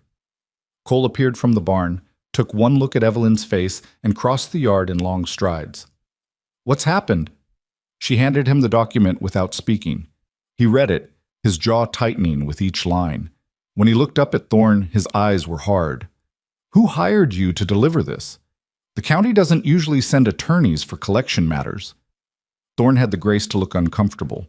I'm not at liberty to say. You don't have to. We both know who benefits from us failing. Cole handed the paper back to Evelyn. Pettigrew found another way to take the land. The lien is legitimate, Thorne said quickly. I verified it myself. The taxes were unpaid, the lien properly filed. This isn't a fabrication. But the timing is awfully convenient, isn't it? This lien has been sitting dormant for 3 years, and suddenly it's being enforced right after we paid off the bank? Cole's voice was sharp with anger. Let me guess. If we can't pay, the property goes to auction, and Pettigrew just happens to be the highest bidder? Thorne said nothing, which was answer enough. After the attorney left, Evelyn and Cole sat at the table while the children listened from their bunks with wide, frightened eyes. The receipt from the bank sat next to the lien notice, physical proof that their victory had been temporary at best. We have $47 left, Evelyn said, tallying numbers in her head.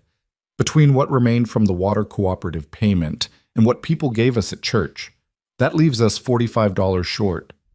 Plus we still owe Cassidy at the general store, the blacksmith, and half a dozen others. Rose's voice was dull. Even if we pay this tax lien, there's always going to be something else. They're never going to let us keep this place. Don't say that. Nate's hands were clenched into fists. Don't give up. I'm not giving up. I'm being realistic. We're children. Miss Hartwell is a seamstress. Uncle Cole is a miner. None of us know how to run a homestead, and even if we did, we're drowning in debt. Maybe it's time to face facts. The fact is that your father died for this land, Cole said, his voice rough. The fact is that 5 families are buried in the cemetery on that hill. The fact is that Pettigrew wants us to give up so he can steal what's rightfully yours. Are those the facts you want to face? Rose's eyes filled with tears. I just don't want to lose anymore. I can't keep fighting when I know how it's going to end. Evelyn reached across the table and took the girl's hand. Then let us fight for you. You've carried this weight long enough, Rose. Let the adults handle it for a while. How? We don't have enough money. We can't pay the lien and the other debts.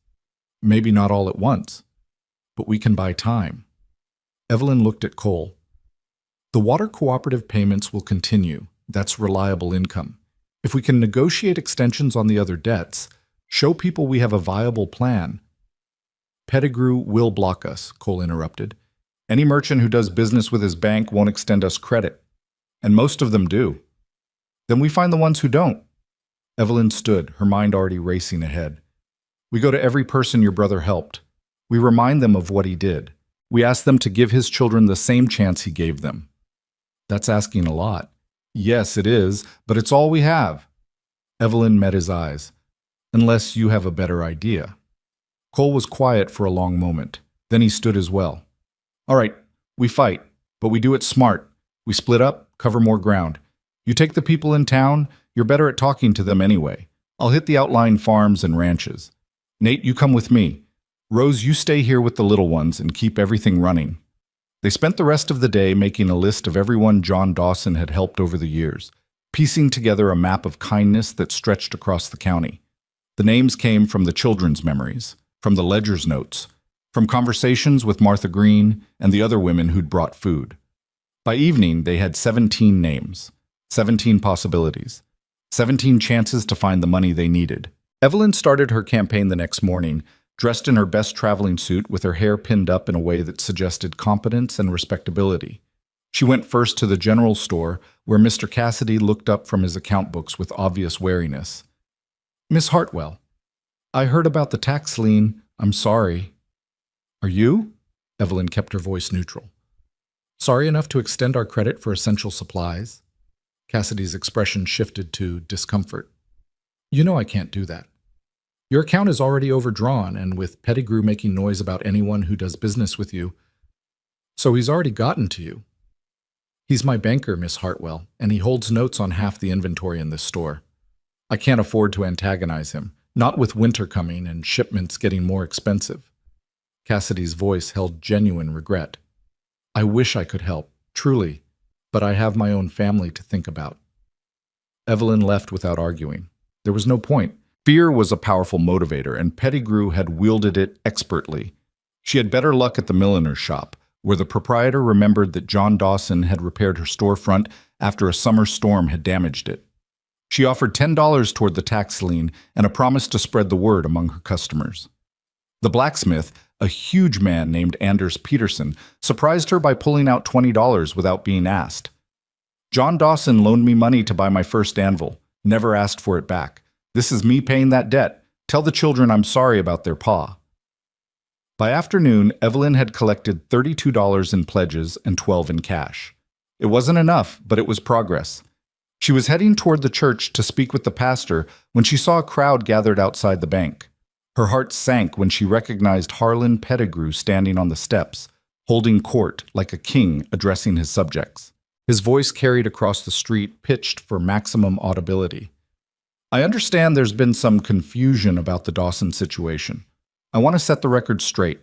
The tax lien on that property is legitimate and has been outstanding for years. The county has a right to collect what's owed, and if the current occupants cannot pay, the property will be sold at auction as the law requires. What about the water cooperative, Bob? Someone in the crowd called out. I heard the ranchers paid good money for access to that creek. Any agreements made regarding property under lien are subject to review by the courts.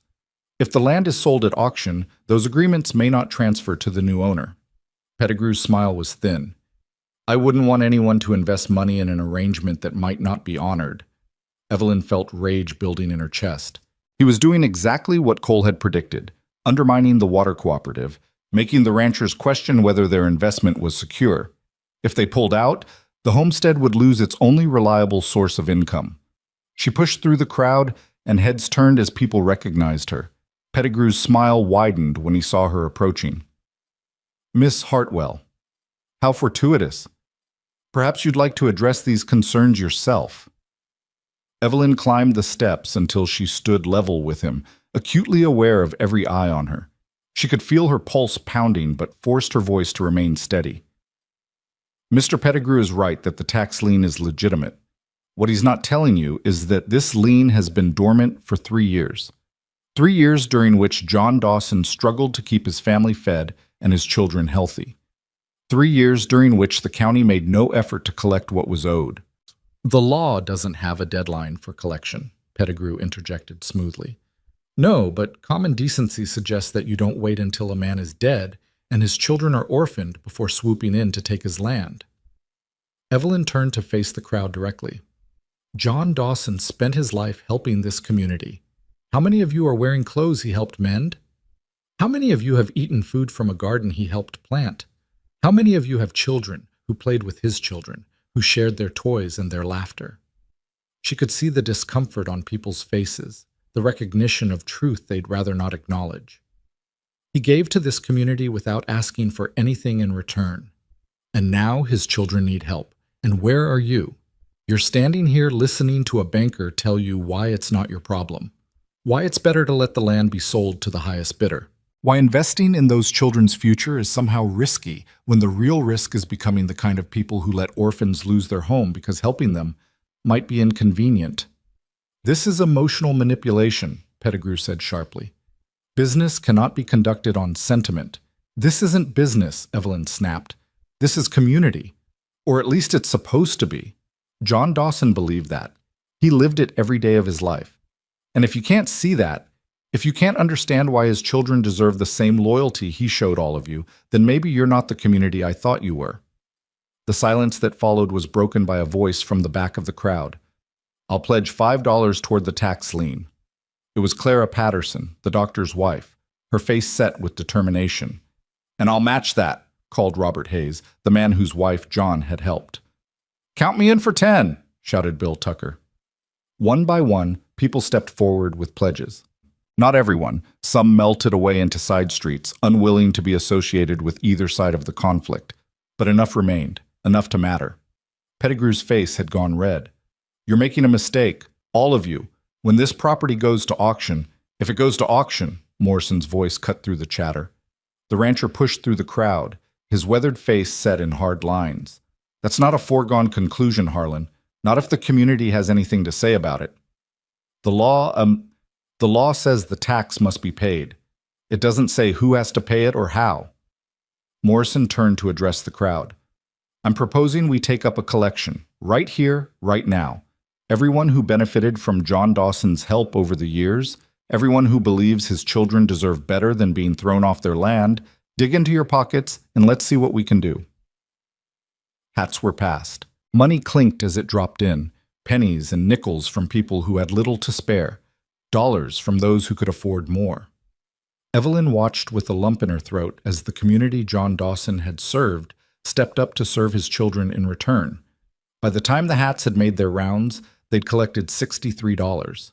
Combined with what Evelyn had gathered earlier, it was enough to pay the tax lien with a few dollars to spare. Pettigrew looked like he'd swallowed something bitter. "This changes nothing. There are still other debts, which we'll deal with as they come."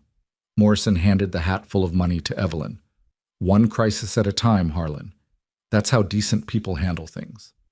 The crowd began to disperse, people drifting back to their businesses and homes. Evelyn stood on the bank steps, clutching the hat full of hope and trying not to cry. She'd come to Kansas expecting to marry a stranger and build a simple life. Instead, she'd found herself in the middle of a war for a family's survival, armed with nothing but determination and the kindness of people who remembered what it meant to look after your own. Martha Green appeared at her elbow. "That was quite a speech." "I meant every word." "I know you did. That's what made it effective." Martha squeezed her arm. "But you've also made an enemy. Pettigrew doesn't forget people who embarrass him in public." "I'm not afraid of him." "Maybe you should be. Men like that have ways of making life difficult when they can't win outright." Martha's voice dropped. "Watch your back, Evelyn, and watch those children. Pettigrew's not done yet." Cole and Nate returned that evening with another $23 in pledges from the outlying farms. When Evelyn told them about the confrontation with Pettigrew and the money collected in town, Cole's expression cycled through shock, pride, and deep concern.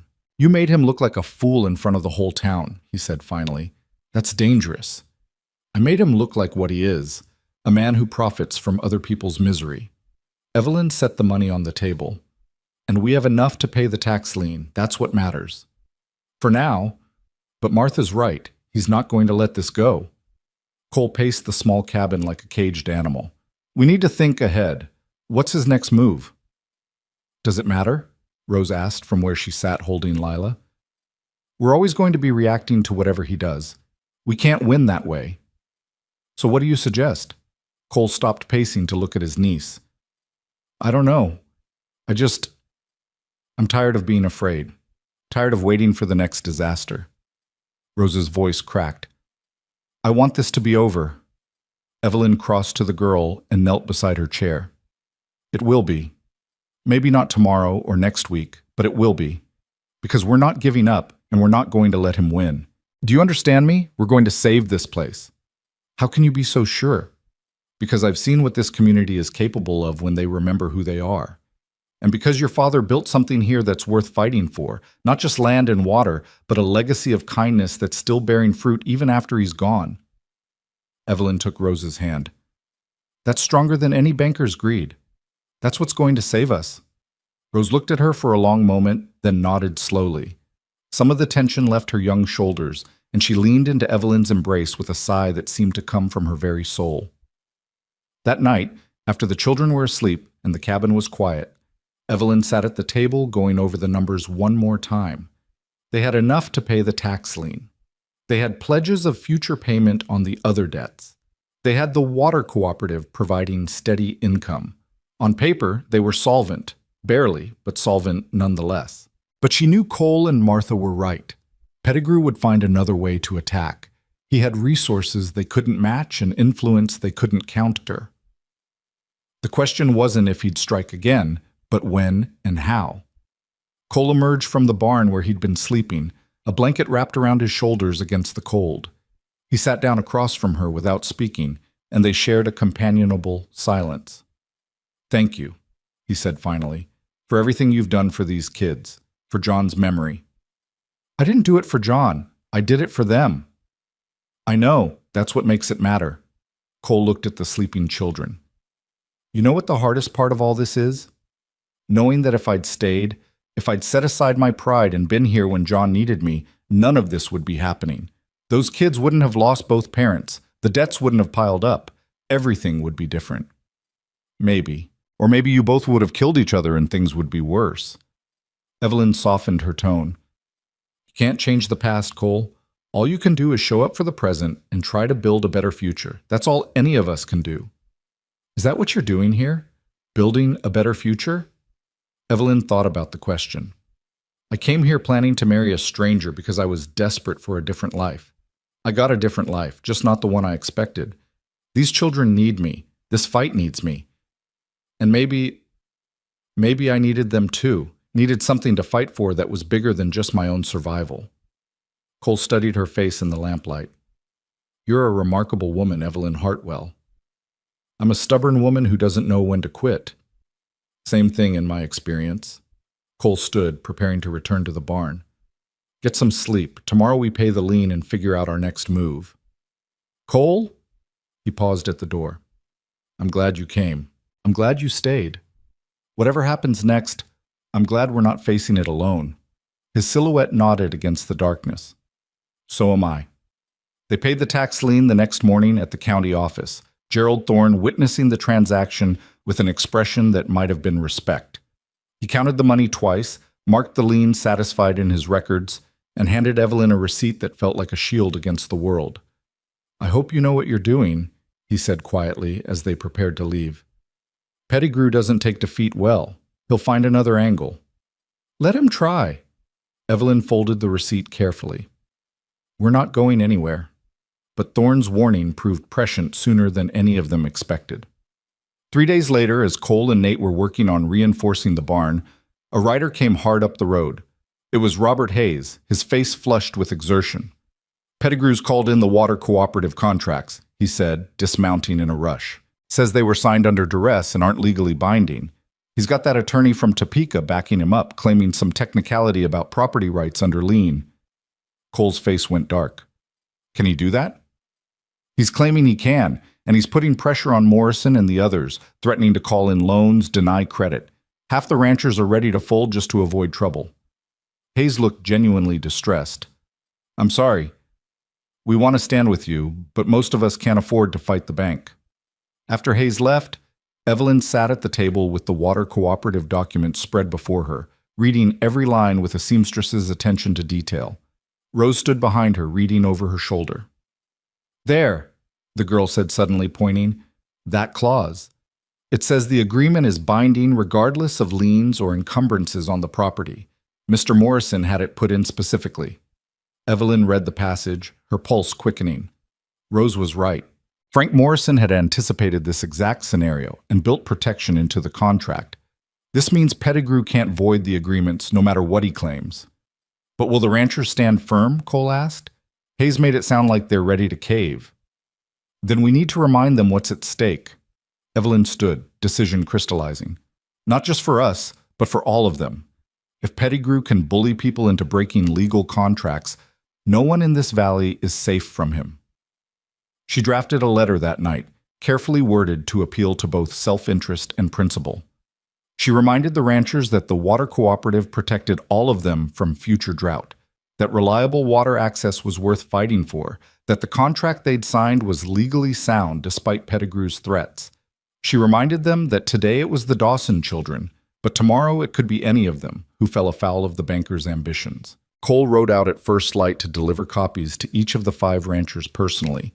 He returned after dark, exhausted but cautiously optimistic.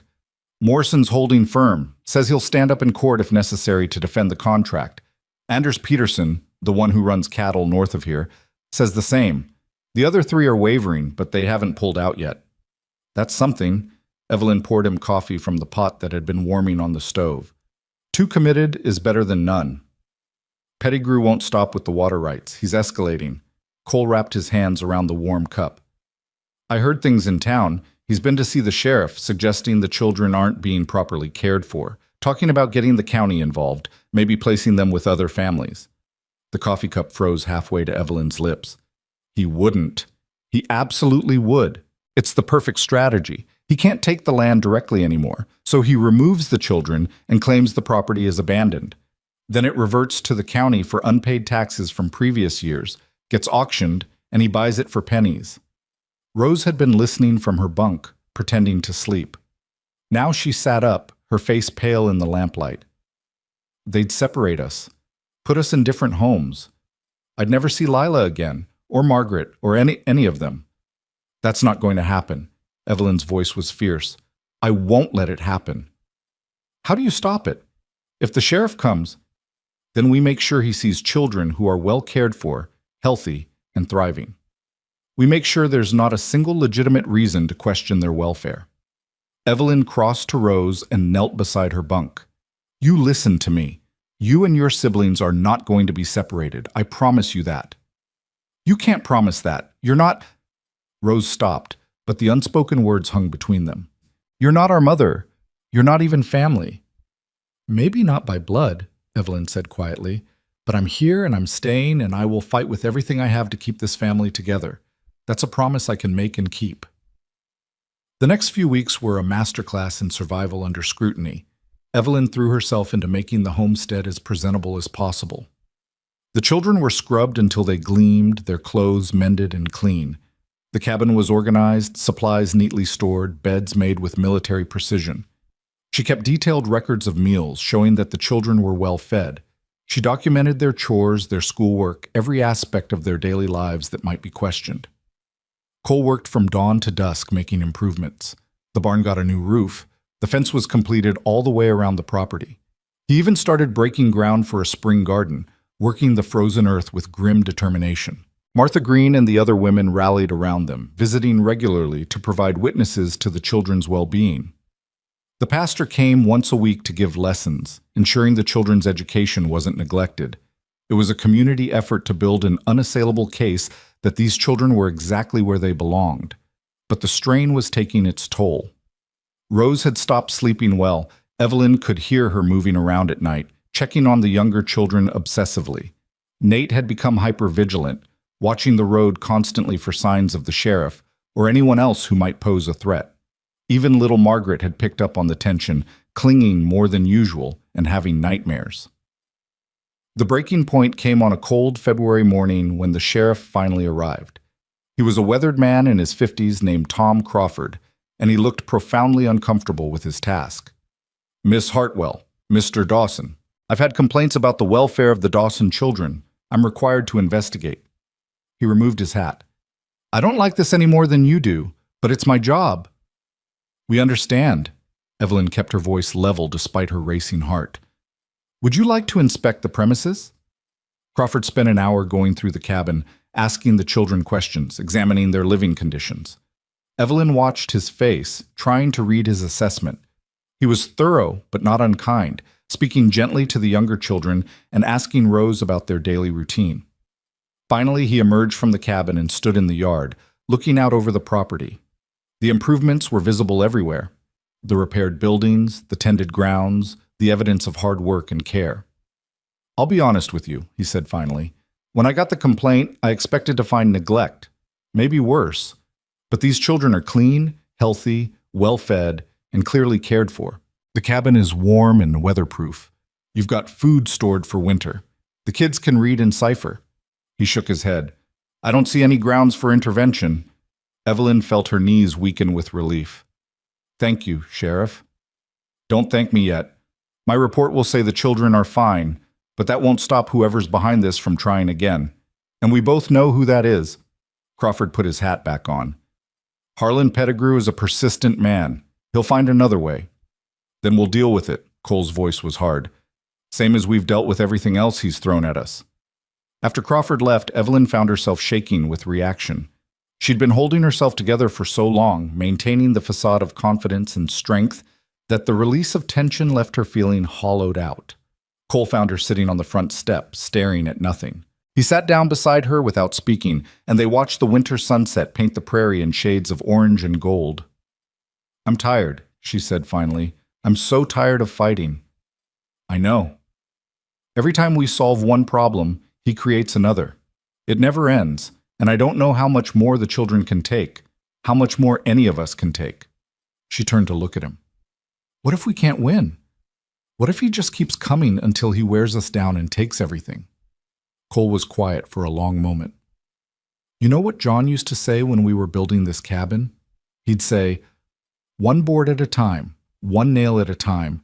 You don't build a home by thinking about the whole thing at once. You just do the next thing that needs doing, and eventually you look up and realize you've built something that will stand.' I'm not sure that applies to fighting off a predatory banker. Doesn't it? We keep doing the next thing. Keep standing up each time he knocks us down. Keep protecting these kids and this land one day at a time. Eventually, maybe we look up and realize we've built something he can't tear down." Cole's voice roughened. "Or maybe we don't win. Maybe he finds a way to take it all despite everything we do. But at least we fought. At least these kids will know that people cared enough to try."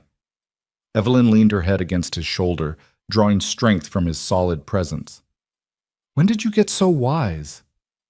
"About the time I realized that running away from things didn't make them disappear. Took me 8 years and a lot of hard lessons, but I got there eventually." They sat together as the light faded, two people who'd found themselves in an impossible situation and had somehow become each other's anchor. Inside the cabin, Evelyn could hear Rose singing softly to Lila, and the sound of the children's voices raised in some game or argument. It was the sound of family, of home, of something worth fighting for. The final confrontation came in the most public way possible at the Sunday church service 2 weeks later. Evelyn had gotten into the habit of bringing the children to services regularly, partly for their spiritual education, but mostly to keep them visible in the community, a reminder that they were real people, not just an abstraction to be argued over. They were settling into their usual pew when Harlan Pettigrew stood during the announcements portion of the service. His wife beside him looked mortified, as if she knew what was coming and couldn't stop it. "Pastor, if I may address the congregation?" Pettigrew's voice was smooth as oil. The pastor hesitated, clearly sensing trouble, but couldn't refuse without cause. "Of course, Mr. Pettigrew." Pettigrew stood and turned to face the gathered community. "I know there's been some tension regarding the Dawson property. I want to address that directly and honestly before this good Christian community." Evelyn felt Cole tense beside her. She put a hand on his arm, a silent plea for restraint. "I've been painted as a villain in this situation," Pettigrew continued. "A heartless banker preying on orphans. That characterization pains me deeply. The truth is, I've only ever acted within the bounds of the law, enforcing legitimate debts and protecting the bank's interests, which are ultimately the interests of everyone who deposits money there." He paused, looking around the room with practiced sincerity. "But I'm not an unreasonable man. I'm prepared to make a final offer, here and now, that I believe serves everyone's interests. I will purchase the Dawson property for $200, well above its current value given the outstanding debt still attached to it. The children can use that money to start fresh somewhere else, perhaps with relatives, or in an orphanage where they'll receive proper care and education." The silence that followed was profound. Evelyn could feel every eye in the church on them, waiting to see how they'd respond. It was Nate who stood first, his young face set with determination that made him look far older than his 11 years. "That land is ours. Our pa died for it. Our ma's buried on it, and pa beside her. You can't put a price on that." "Son, I understand your attachment. I'm not your son." Nate's voice cracked but didn't waver. "And you don't understand anything. You understand money and greed and taking things that don't belong to you, but you don't understand what it means to have a home, to have a place that's yours because your family bled for it." Pettigrew's mask of sympathy slipped. "This is exactly what I'm talking about. These children are being encouraged in unrealistic expectations by adults who should know better. Miss Hartwell, Mr. Dawson, you're doing them no favors by fighting a battle you cannot win." Cole stood now, his full height impressive in the small church. Maybe we can't win, but we can damn sure make sure you don't win easy. Language, please. We're in a house of worship. Pettigrew's voice was sharp. Then let's talk about worship. Let's talk about what John Dawson worshipped. Family, community, the idea that people should help each other instead of exploiting each other's misfortunes. Cole's voice carried to every corner of the church. He gave to this community without asking for anything back. He helped anyone who needed it, never turned anyone away, and when he died, he left behind children who needed help the same way he'd helped others. Cole looked around the room, meeting eyes that couldn't quite meet his. Some of you stepped up. You gave money. You offered support. You remembered what John did for you. And I'm grateful for that. But a lot of you stayed silent, stayed safe, told yourselves it wasn't your problem, or that you couldn't afford to antagonize the bank. This is hardly appropriate, Pettigrew began. I'm not finished. Cole's voice was steel. Here's what I want you all to understand. Today it's us. Tomorrow it could be any of you. A bad harvest, a sick spouse, an unexpected expense, and suddenly you're the one drowning in debt. You're the one looking at losing everything you've built. And when that day comes, you'll find out who your real neighbors are. You'll find out who remembers what community actually means. He turned to face Pettigrew directly. John Dawson knew. He lived it every day.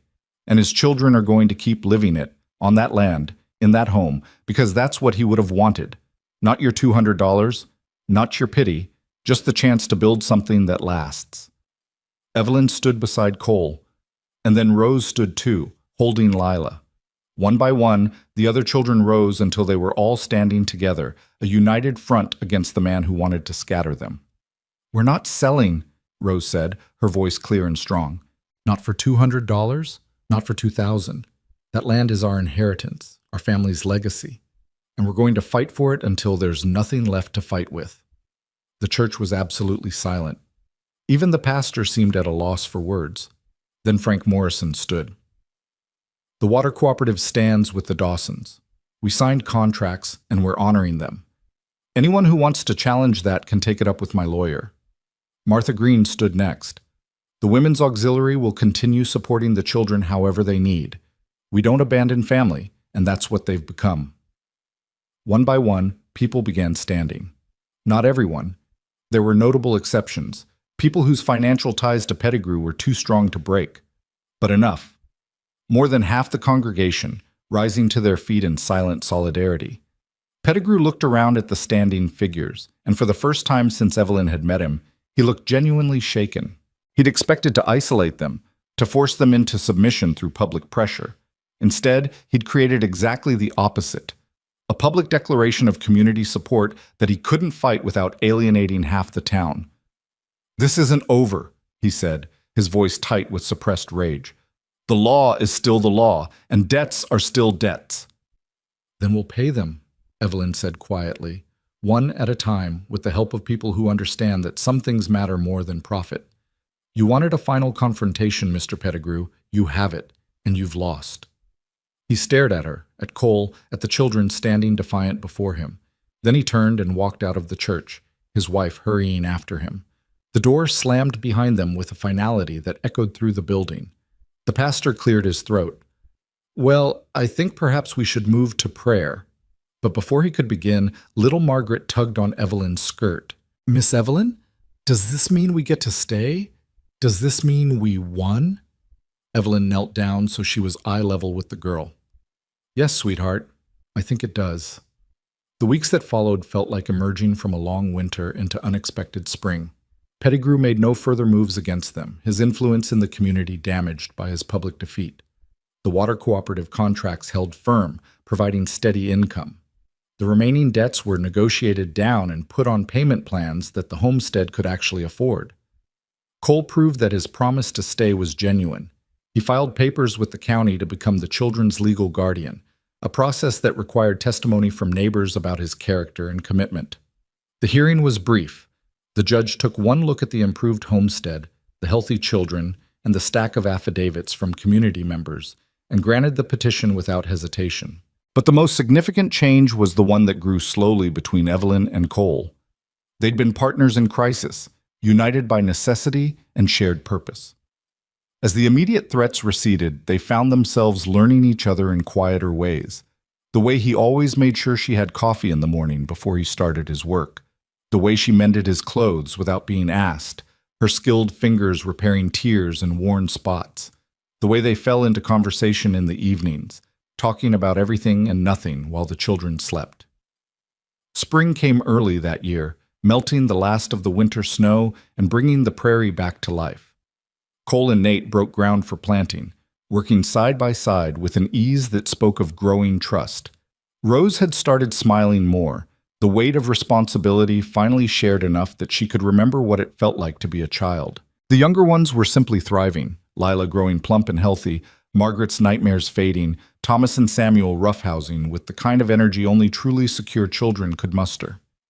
One evening in late April, Evelyn stood in the doorway, watching the sunset paint the sky in shades of rose and gold. Cole came to stand beside her, wiping dirt from his hands. "It's beautiful," she said softly. "It is." But he was looking at her instead of the sunset. "Evelyn, I need to talk to you about something." Her heart stuttered, uncertain what was coming. "When you came here, you were planning to marry my brother, build a life with him."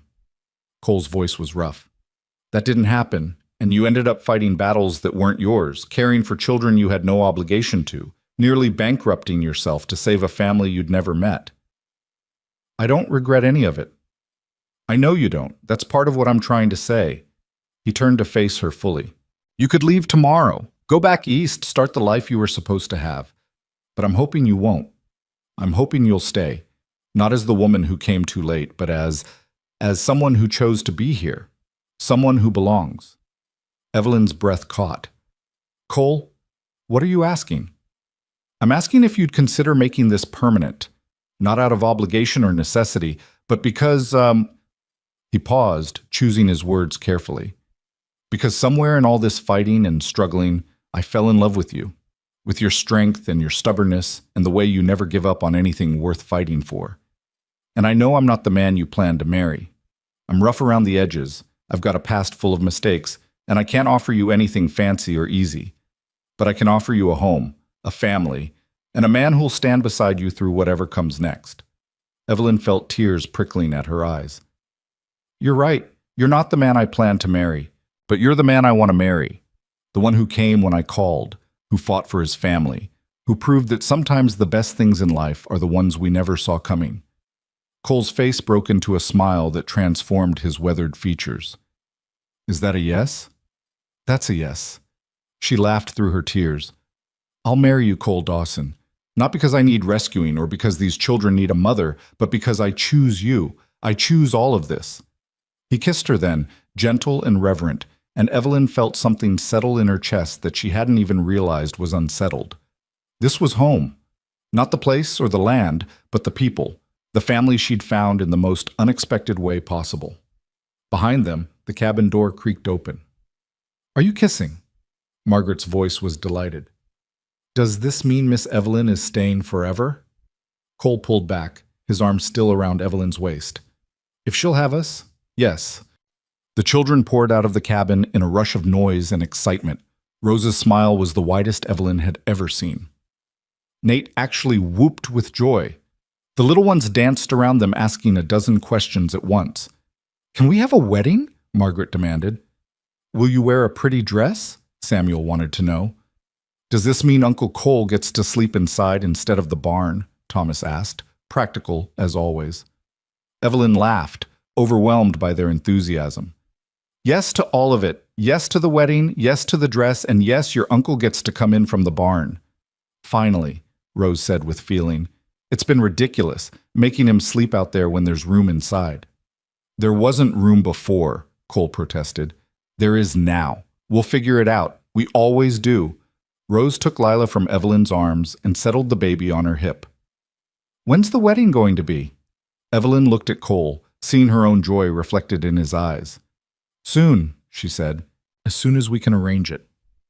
The wedding took place 6 weeks later in the same small church where they'd faced down Harlan Pettigrew. The entire community turned out, packing the pews and spilling out into the churchyard. Martha Green had helped Evelyn make a dress from new fabric purchased with the first profits from the water cooperative. Simple white cotton with lace at the collar and cuffs, elegant in its simplicity. Rose and Margaret wore new dresses too, their faces scrubbed and shining. Nate stood up as Cole's best man, proud in his father's altered suit. The younger boys fidgeted in their seats but managed to stay mostly quiet during the ceremony. The pastor spoke about family and commitment, about choosing to stay when leaving would be easier, about building something that would last.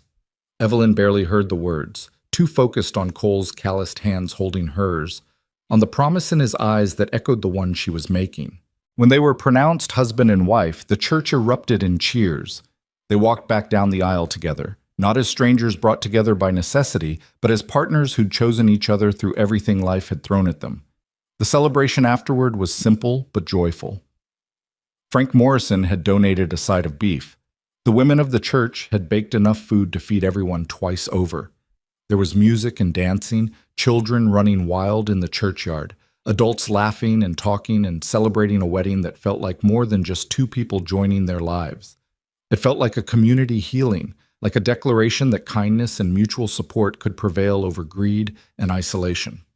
Like proof that John Dawson's legacy of generosity was bearing fruit even after his death. As evening fell and people began drifting home, Evelyn stood with Cole watching the children play. They were dirty and exhausted and deliriously happy, their laughter carrying across the prairie like music. "Thank you," Cole said quietly. "For what?" "For writing that letter. For coming here when you could have left. For fighting when anyone else would have given up." He pulled her close. "For giving me a second chance to be part of something that matters. Thank you for being the kind of man who answered the letter, who came when he was needed, who stayed when staying was hard." Evelyn leaned into his embrace. "We make a good team." "The best." He kissed the top of her head. "You ready to go home?" Home. The word resonated in Evelyn's chest like a bell. The homestead wasn't just a place anymore. It was family, community, belonging. It was everything she'd been searching for when she'd answered John Dawson's advertisement, found in ways she never could have imagined. They gathered the children and headed back to the wagon.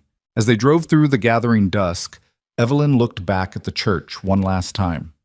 She'd arrived in Kansas 5 months ago as a desperate woman with nowhere else to go, expecting to marry a stranger and settle for a tolerable life. Instead, she'd found a family worth fighting for, a community worth believing in, a man worth loving, and a home that was truly hers, not because it had been given to her, but because she'd earned it through blood, sweat, tears, and sheer stubborn refusal to give up.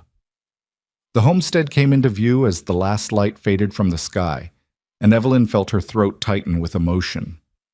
The cabin stood sturdy and weatherproof, smoke curling from the chimney. The barn and outbuildings were solid, testament to hours of hard work. The fence posts stood straight, marking boundaries that were theirs to keep. It wasn't fancy, it would never be easy.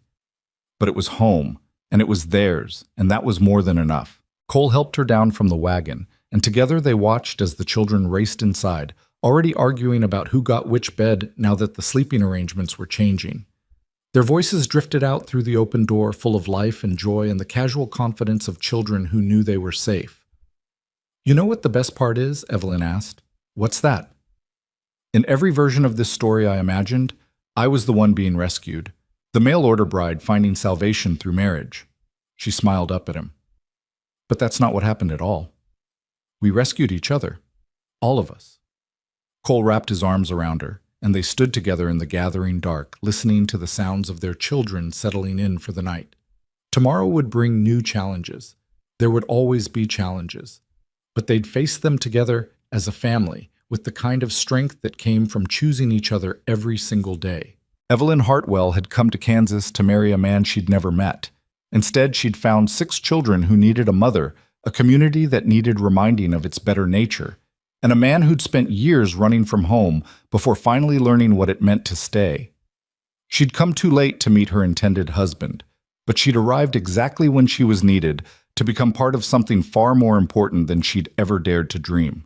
Not a wife found through desperate advertisement, but a mother, a partner, a fighter, and the woman who'd refused to let a family fall apart when everyone else said it was impossible. The prairie wind whispered through the grass, carrying with it the promise of spring planting and summer harvest, of challenges overcome and futures built one day at a time.